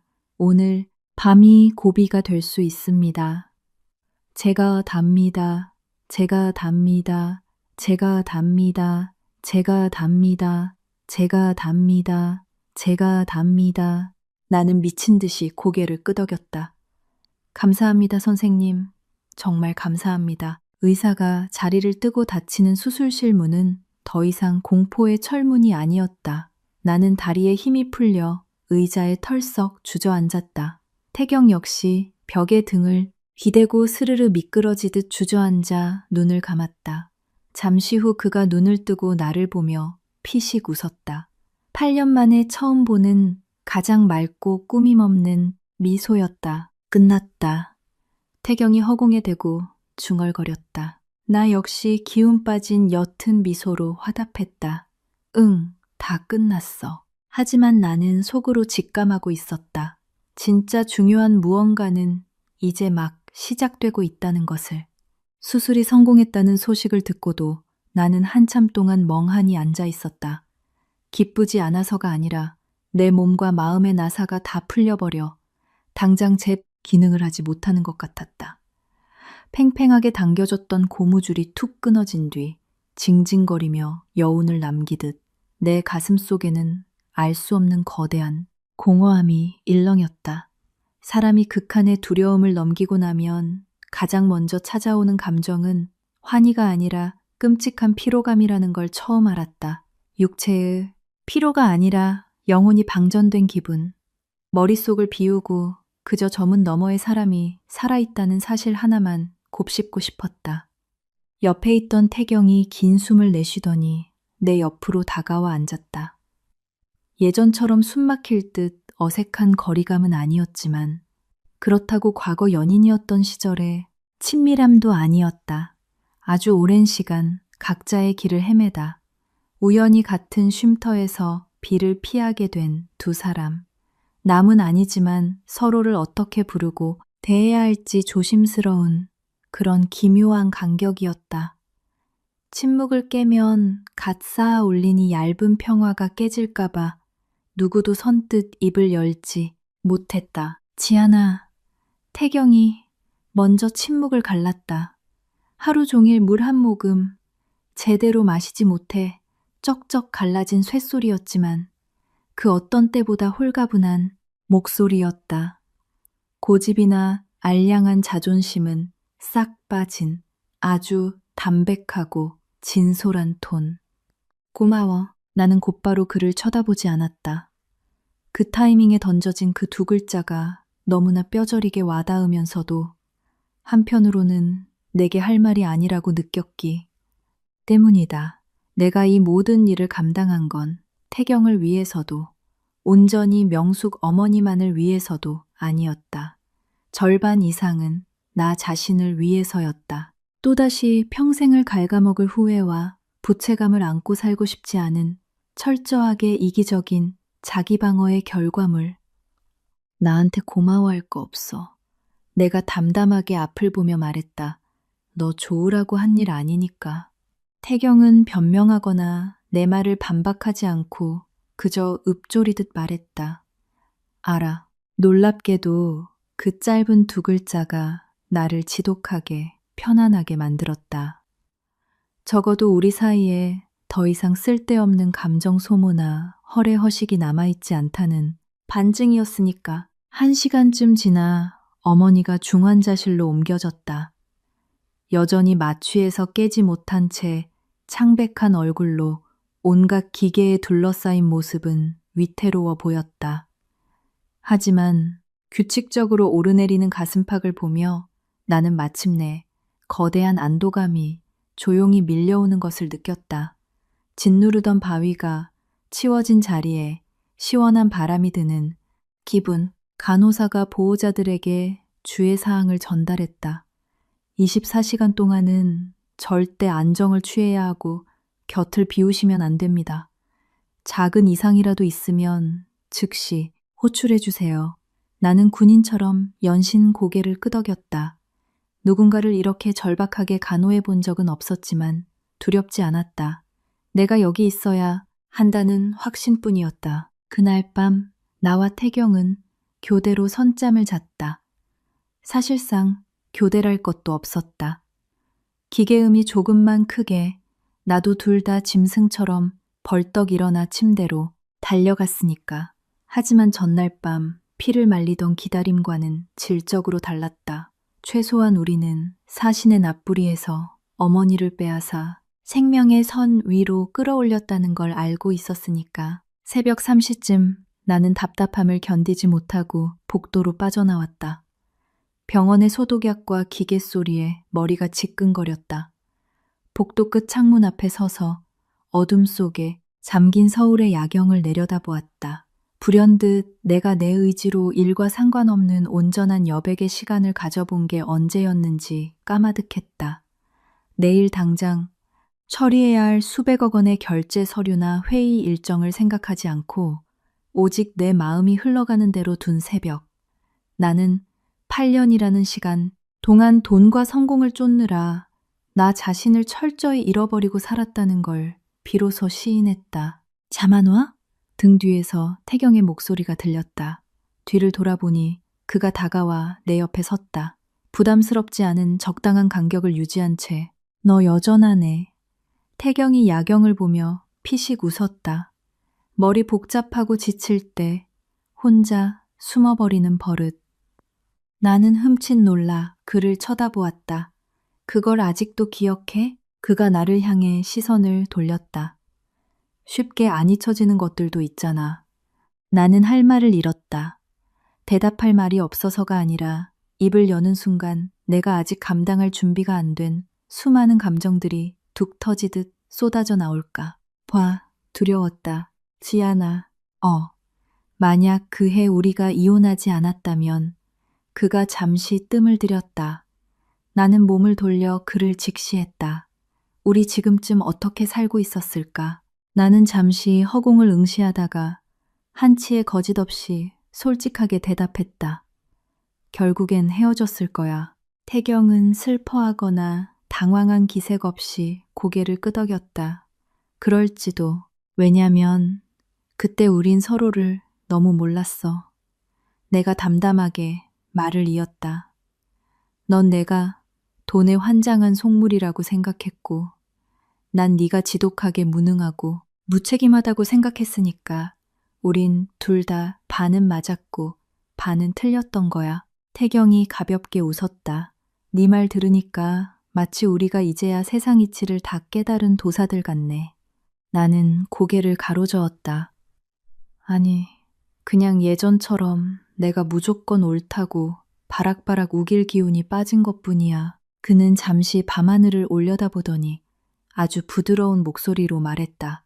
지아나, 너 진짜 많이 변했다. 너도. 내 대답이 떨어지자 우리 사이엔 다시 정적이 흘렀다. 무겁고 칙칙한 정적이 아니라 나란히 선 두 사람이 굳이 입을 열지 않아도 서로의 주파수를 읽어내는 듯한 편안한 고요함. 나는 깨달았다. 세상의 모든 관계가 꼭 과거로 돌아가야만 회복되는 건 아니라는 걸. 때로는 지금 이 자리에 이렇게 일정한 거리를 두고 서 있는 것이 가장 완벽한 해답일 수도 있다는 걸. 동이 틀 무렵 우리는 다시 중환자실로 돌아갔다. 어머니는 아직 깨어나지 않았지만 바이탈 수치는 밤사이 눈에 띄게 안정되어 있었다.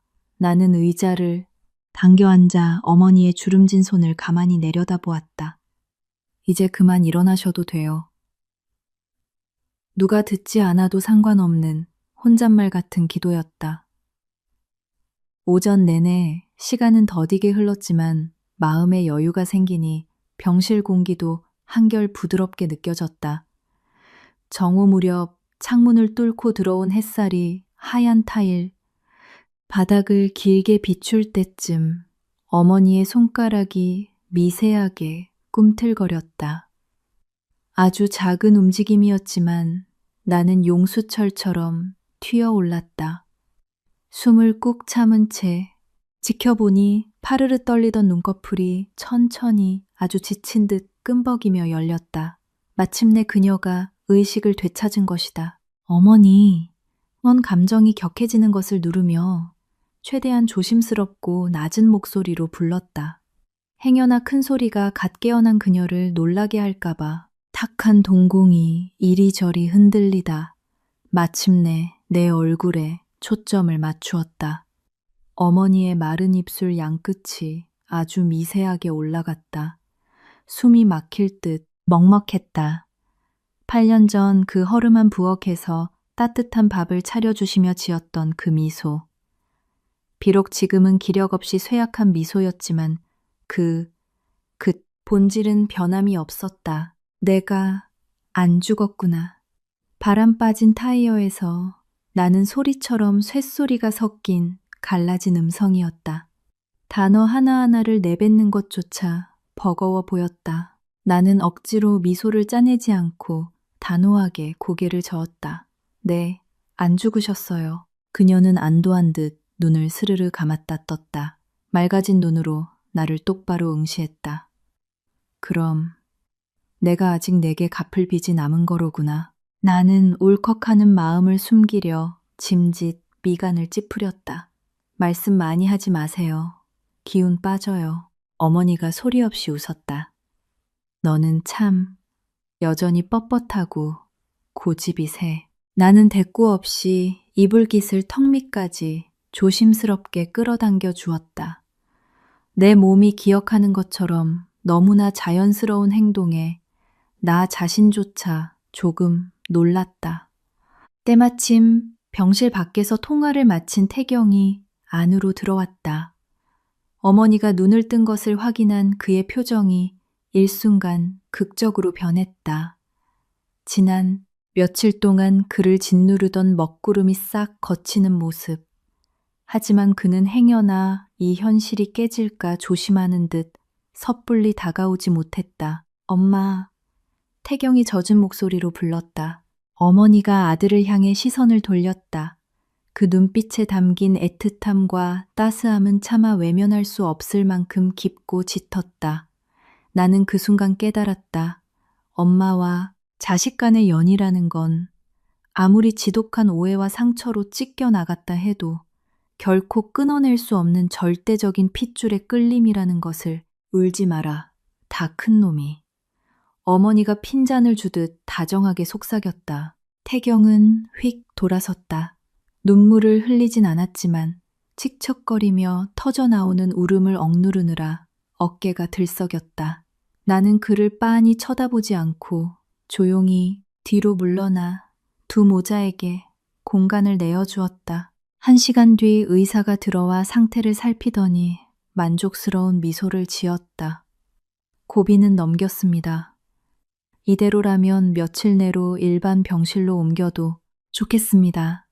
그 말에 나는 마침내 가슴속에 남아있던 마지막 불안의 찌꺼기마저 완전히 토해냈다. 가장 험난한 산등성이는 넘은 것이다. 오후 늦지막이 병실에서 쓸 물티슈와 생필품을 사러 다녀오는 길이었다.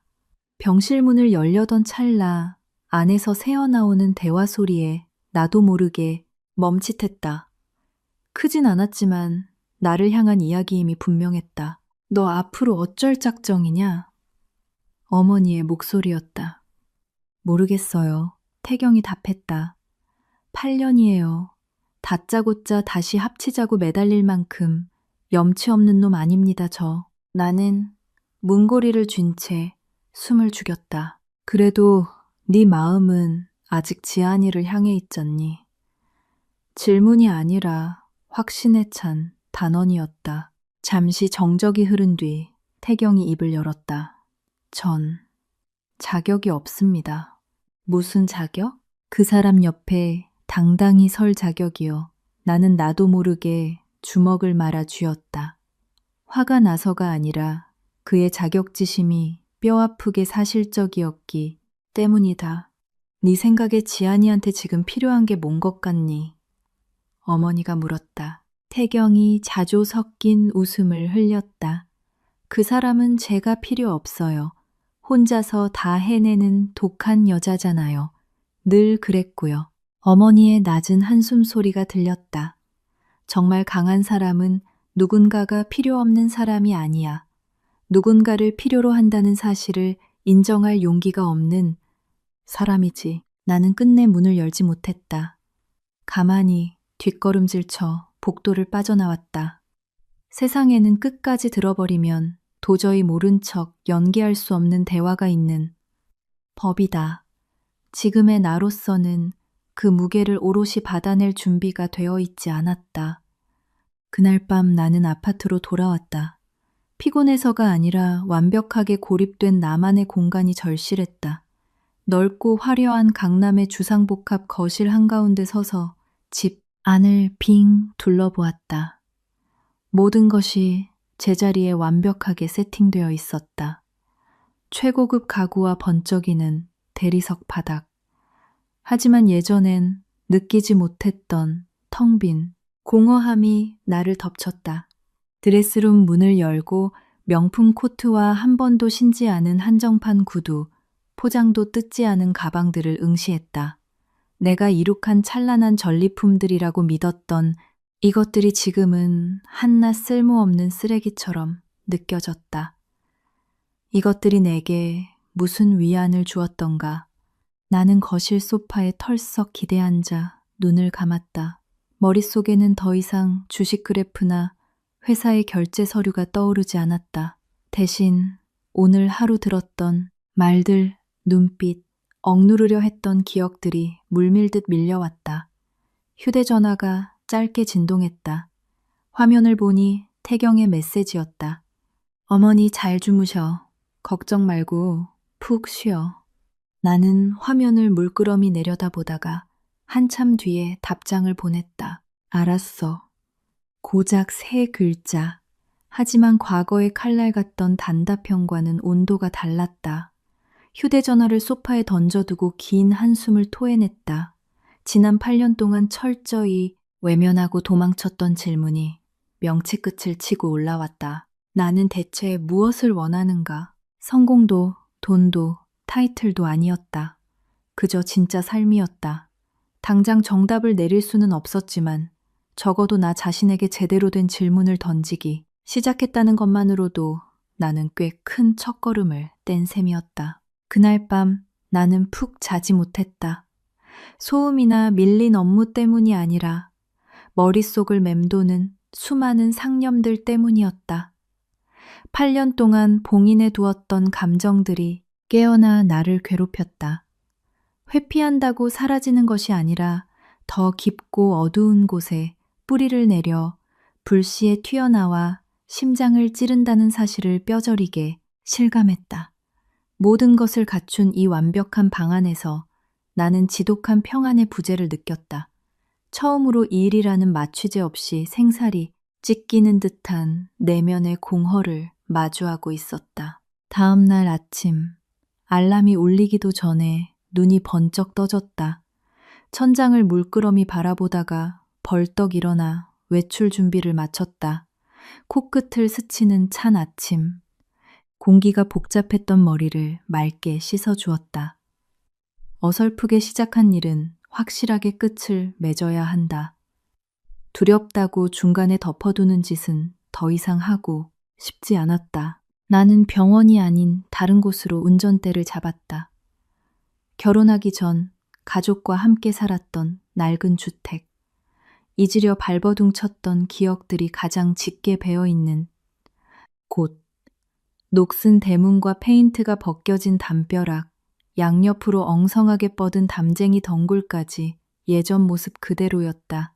변한 건 오직 나 하나뿐이었다. 도망치려 발버둥 쳐도 결국 종착지는 다시 돌아가야 할 원점이라는 묘한 진리가 가슴을 쳤다. 열쇠로 문을 열자 퀴퀴한 먼지 냄새가 훅 끼쳐왔다. 불쾌하기보다는 아련한 향수 같았다. 거실 한편에 놓인 낡은 나무 소파, 아버지가 신문을 보며 차를 마시던 곳, 그 옆에서 아버지의 옛날 이야기를 건성으로 듣던 내 모습이 눈에 선했다. 그 평범했던 일상이 다시는 돌아올 수 없는 지독한 사치였음을 그때는 왜 몰랐을까? 나는 아버지가 병석에 누워 계시던 안방으로 들어갔다. 각 맞춰 개어진 이불을 보니 당장이라도 아버지가 방문을 열고 들어오실 것만 같았다. 차갑게 식은 나무 침대 프레임을 매만지며 그날의 절망을 떠올렸다. 아버지 수술비를 구하려 미친년처럼 돈을 빌리러 뛰어다니던 날, 태경에게 전화를 걸어 오열하던 날, 버림받았다고 착각하고 내 모든 세계를 내 손으로 부숴버렸던 날, 만약 그때 내가 진실을 알았더라면 나는 고개를 흔들었다. 만약이라는 가정은 나를 더 비참하게 만들 뿐이었다. 휴대전화를 꺼내 단축 번호를 꾹 눌렀다. 신호음이 몇 번 가지 않아 수화기 너머로 익숙한 목소리가 들렸다. 지아나, 엄마였다. 나는 인사도 생략하고 곧바로 용건을 던졌다. 어디야, 엄마? 집이지. 지금 갈게. 대답을 듣기도 전에 전화를 끊고 차에 올랐다. 한남동 아파트 거실에 들어섰을 때 엄마는 이미 소파에 각 잡고 앉아 나를 기다리고 있었다. 피하거나 변명하려는 태도는 아니었지만 여전히 경계심이 잔뜩 묻어나는 방어적인 표정이었다. 나는 소파에 앉지 않고 엄마 앞에 팔짱을 끼고 섰다. 엄마가 턱을 치켜들며 대답했다. 그래. 나는 깊게 숨을 들이마셨다. 따지러 온 거 아니야. 엄마는 여전히 아무 말이 없었다. 8년 전 엄마 나한테 거짓말했지. 내 목소리는 차분하고 단호했다. 알아. 엄마가 순순히 고개를 끄덕였다. 부정하지도 합리화하지도 않았다. 내가 그 8년 동안 어떻게 지옥같이 살았는지 엄마 다 지켜봤잖아. 엄마는 눈을 내리깔았다. 그런데도 끝까지 입 다물었어. 나는 엄마의 얼굴을 똑바로 주시했다. 대체 왜 그런 건데? 엄마가 옅은 한숨을 쉬었다. 굳이 말할 필요가 없다고 생각했으니까. 필요가 없다고? 내가 반문했다. 그래, 네가 지금 보란듯이 성공해서 잘 살고 있으면 그만이지. 나는 허탈하게 실소를 터뜨렸다. 잘 살아? 돈 많고 집 좋고 명함 번듯하면 잘 사는 거야? 정작 사람을 단 한 명도 믿지 못해서 속은다. 썩어 문드러졌는데 엄마 눈엔 그게 충분히 잘 사는 걸로 보여? 엄마의 동공이 지진나듯 흔들렸지만 끝내 반박하지 못했다. 나는 한 걸음 다가가 엄마 맞은편에 앉았다. 목소리에 힘을 뺐다. 엄마, 나 이제 엄마 원망 안 해. 엄마가 깜짝 놀란 듯 눈을 동그랗게 떴다. 하지만 예전처럼 속아 넘어가지도 않을 거야. 무거운 침묵이 거실을 맴돌았다. 그래서 어쩌자는 거니? 엄마가 마침내 입을 열었다. 나는 오랫동안 엄마를 바라보다 말했다. 나는 진실을 듣고 싶어. 엄마가 입술을 달싹거렸지만 나는 단호하게 덧붙였다. 과거를 파헤치려는 게 아니라 단 하루라도 더 거짓말 속에 갇혀 살고 싶지 않아서 그래. 엄마는 눈을 질끈 감았다가 천천히 떴다. 팽팽했던 긴장이 툭 풀린 얼굴이었다. 물어보렴. 나는 고개를 끄덕였다. 그날 엄마는 내가 그 집이랑 인연을 끊어야 행복해질 거라고 확신했어? 그래. 1초의 망설임도 없는 대답이었다. 그럼 지금은? 엄마는 이번엔 한참 뜸을 들였다. 지금은 솔직히 확신이 안 서는구나. 예상했던 대답이었다. 그럼 엄마 후회하는 거네. 엄마는 아주 오랫동안 침묵했다. 내가 포기하고 일어서려던 찰나 개미 기어가는 듯한 목소리가 흘러나왔다. 그래, 그 짧은 한 글자면 충분했다. 꽉 막혀있던 가슴 멍울이 쑥 내려가는 기분이었다. 더 이상 변명도 원망도 필요치 않았다. 나는 자리에서 일어났다. 어딜 가려고? 엄마가 다급히 물었다. 병원 가서 어쩔 셈인데? 나는 몸을 돌려 엄마를 똑바로 응시했다. 8년 전에 마땅히 했어야 할 일을 하러. 나는 2번 다시 뒤돌아보지 않고 아파트를 빠져나왔다. 이제 더 이상 과거의 유령에 발목이 잡힌 기분이 들지 않았다. 발걸음이 거짓말처럼 가벼웠다. 병원에 다시 도착했을 때는 정오를 막 넘긴 시간이었다.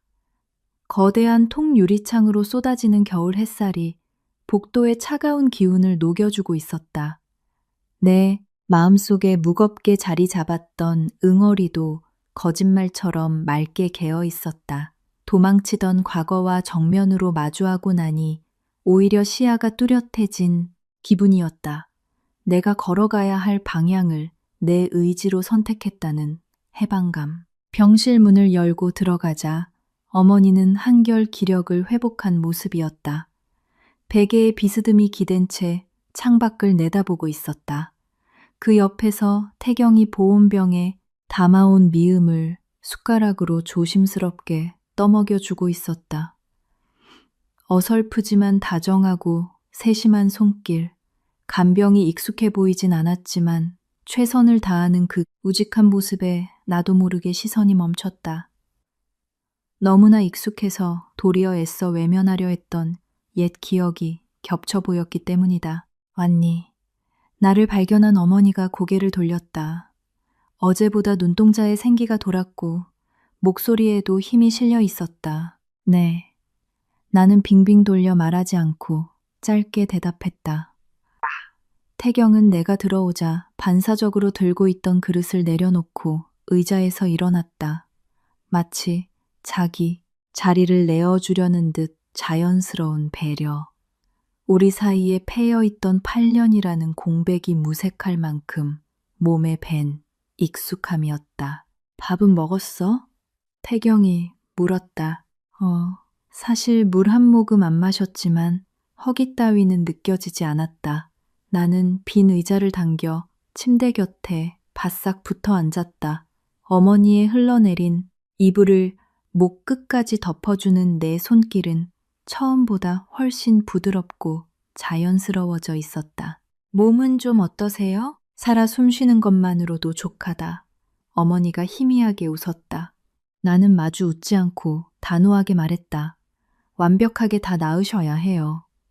어머니는 잠시 나를 보더니 군말 없이 고개를 끄덕였다. 순순히 받아들이는 그 모습이 오히려 내 가슴을 찡하게 만들었다. 병실 안의 공기는 묘했다. 숨막히는 긴장감도 억지로 꾸며낸 친근함도 아니었다.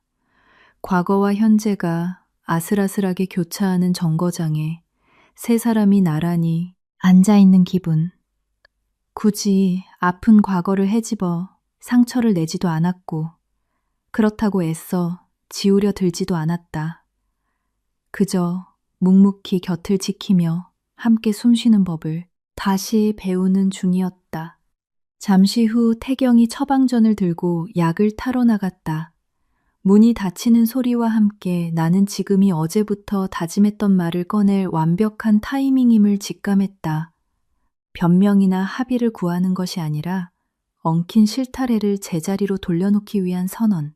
어머니, 퇴원하시면 무조건 저희 집으로 모실 거예요. 나는 조금의 흔들림도 없는 단단한 어조로 말했다. 권유가 아니라 통보였다. 어머니의 두 눈이 토끼처럼 커졌다. 그 얘기는 이미 끝난 줄 알았는데 제 얘기 아직 안 끝났어요.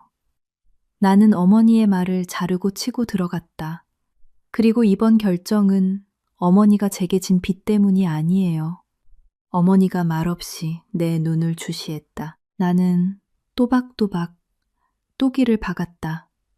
제가 원해서 모시는 겁니다. 어째서? 나는 1초도 지체하지 않고 대답했다. 더 이상 나중에 후회할 짓을 만들고 싶지 않으니까요. 병실 안에 묵직하지만 따뜻한 침묵이 퍼졌다. 어머니가 나직이 한숨을 쉬었다. 지아나, 너 정말 딴 사람이 다 됐구나. 나는 부정하지 않았다. 하지만 난 네 앞길에 짐덩이가 되고 싶지 않다. 어머니가 왜 짐이에요? 내가 맞받아쳤다. 예전 찌질하던 이지안이라면 몰라도 지금의 저한텐 그딴 거 문제도 안 돼요. 어머니는 뚫어지게 내 얼굴을 살피더니 이내 항복하듯 고개를 끄덕였다. 알았다. 짧은 대답이었지만 이번에는 체념이 아닌 온전한 신뢰가 담겨 있었다. 약봉지를 든 태경이 병실 문을 열고 들어오다 멈칫했다.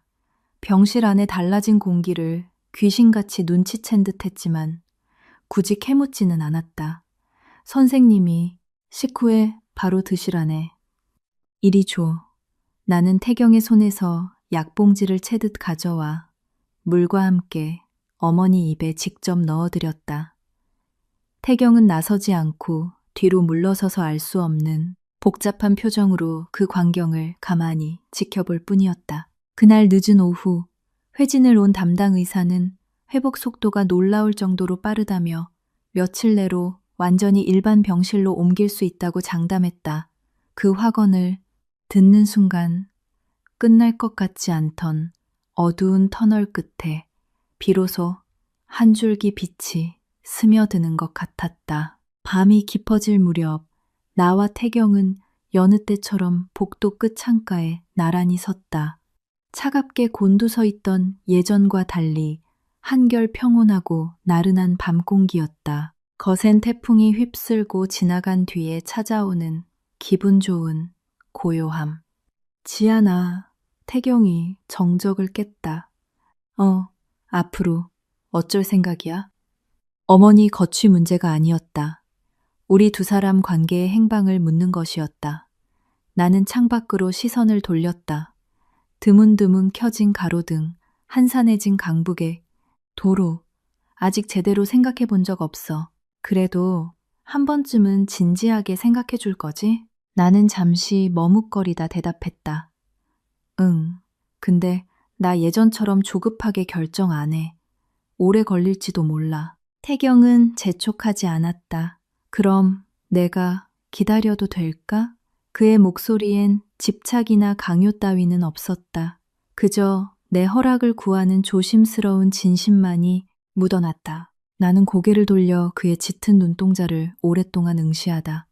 마침내 입을 뗐다. 네가 견딜 수 있다면.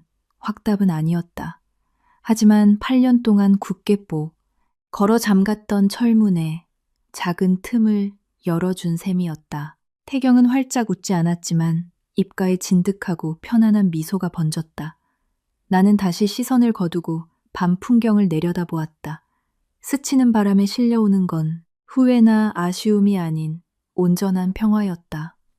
8년 전 나는 억울함과 도끼를 품고 도망치듯 떠났다. 8년이 지난 지금 나는 누구의 잘잘못도 따지지 않고 이 자리에 서 있다.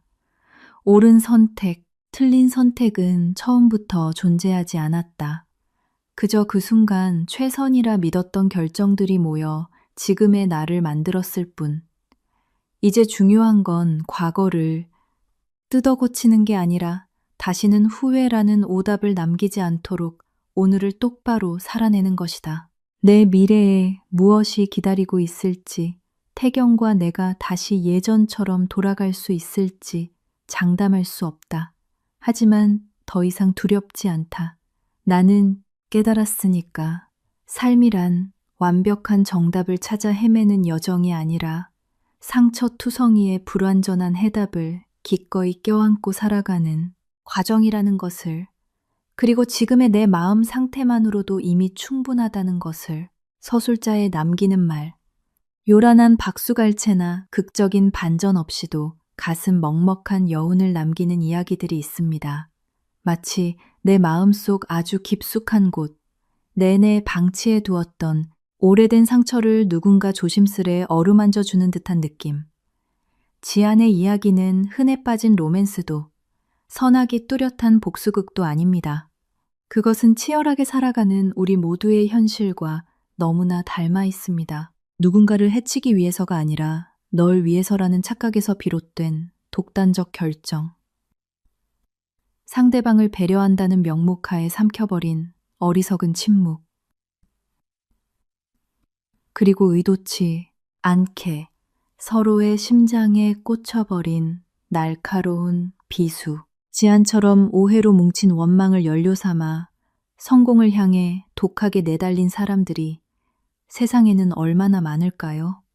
가장 절망적인 순간에 버림받았다고 굳 믿으며 스스로를 지독한 고립으로 내몰았지만 진실의 껍질이 벗겨진 순간 자신이 쥐고 있던 분노가 철저한 신기루였음을 깨닫게 되는 사람들. 명숙 어머니처럼 서투른 사랑의 방식을 택해 침묵으로 희생을 삼키고 그것이 자식을 위한 최선이라 착각하여 결국 가장 사랑하는 사람들을 멀어지게 만든 부모들은 또 얼마나 많을까요? 그리고 태경, 완벽하지도 단단하지도 못한 평범한 남자, 자신의 부족함을 핑계로 사랑하는 여자를 더 큰 세상으로 떠밀어 보내며 그것이 배려라 자위했던 사람.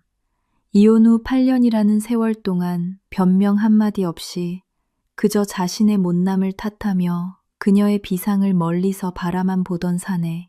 삶이란 이렇듯 완벽한 악당 하나 없이 그저 각자의 좁은 시야에 갇혀 버둥거리는 평범한 사람들의 엇갈림으로 채워지곤 합니다.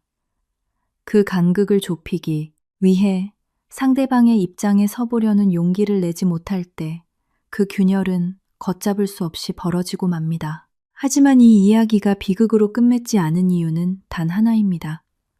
세 사람이 마침내 멈춰서서 뒤를 돌아보았기 때문입니다. 과거의 실수를 주워 담기 위해서가 아니라 엉켜버린 매듭을 똑바로 마주하고 이해하기 위해서.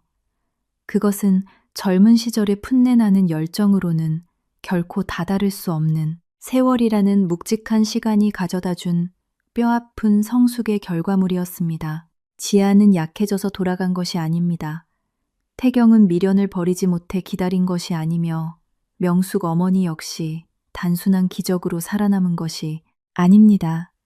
이들 모두는 지독한 성장통을 겪고 비로소 진짜 자기 자신과 정면으로 마주하는 법을 배운 것입니다. 우리는 종종 완벽한 타이밍에 운명 같은 사람을 만나야만 행복해질 거라 착각합니다. 하지만 진정한 행복은 훨씬 단순한 곳에 숨어 있습니다. 누군가의 진심을 있는 그대로 꿰뚫어보는 통찰, 얽혀버린 상황을 객관적으로 바라보는 지혜, 그리고 놓아야 할 때 쿨하게 미련을 버릴 줄 아는 용기. 혹시 지금 당신의 마음속에도 누군가를 향한 해묵은 원망이 자리 잡고 있다면 한 번쯤 스스로에게 물어보십시오. 내가 알고 있는 진실이 정말 100% 온전한 진실일까? 만약 아주 작은 의심이라도 든다면 부디 먼저 다가가 대화할 수 있는 용기를 내어보시길 바랍니다. 마음속에만 담아두고 끝내 입 밖으로 꺼내지 않은 말은 평생을 두고 가슴을 치는 한으로 남을 수 있으니까요. 오늘의 이야기는 모든 갈등이 봉합된 동화 같은 해피엔딩으로 끝나지 않았습니다. 하지만 용서와 이해, 그리고 길을 잃었던 사람들이 마침내 각자의 나침반을 찾아가는 희망을 향해 그 문은 활짝 열려 있습니다. 만약 이 이야기를 끝까지 들으시며 마음이 동하셨다면 필시 이 이야기의 어느 한 조각이 당신의 삶과 맞닿아 있기 때문일 것입니다. 오늘 밤 잠자리에 들기 전 당신이 오해하고 있거나 상처를 주었던 누군가의 얼굴을 떠올려 보십시오.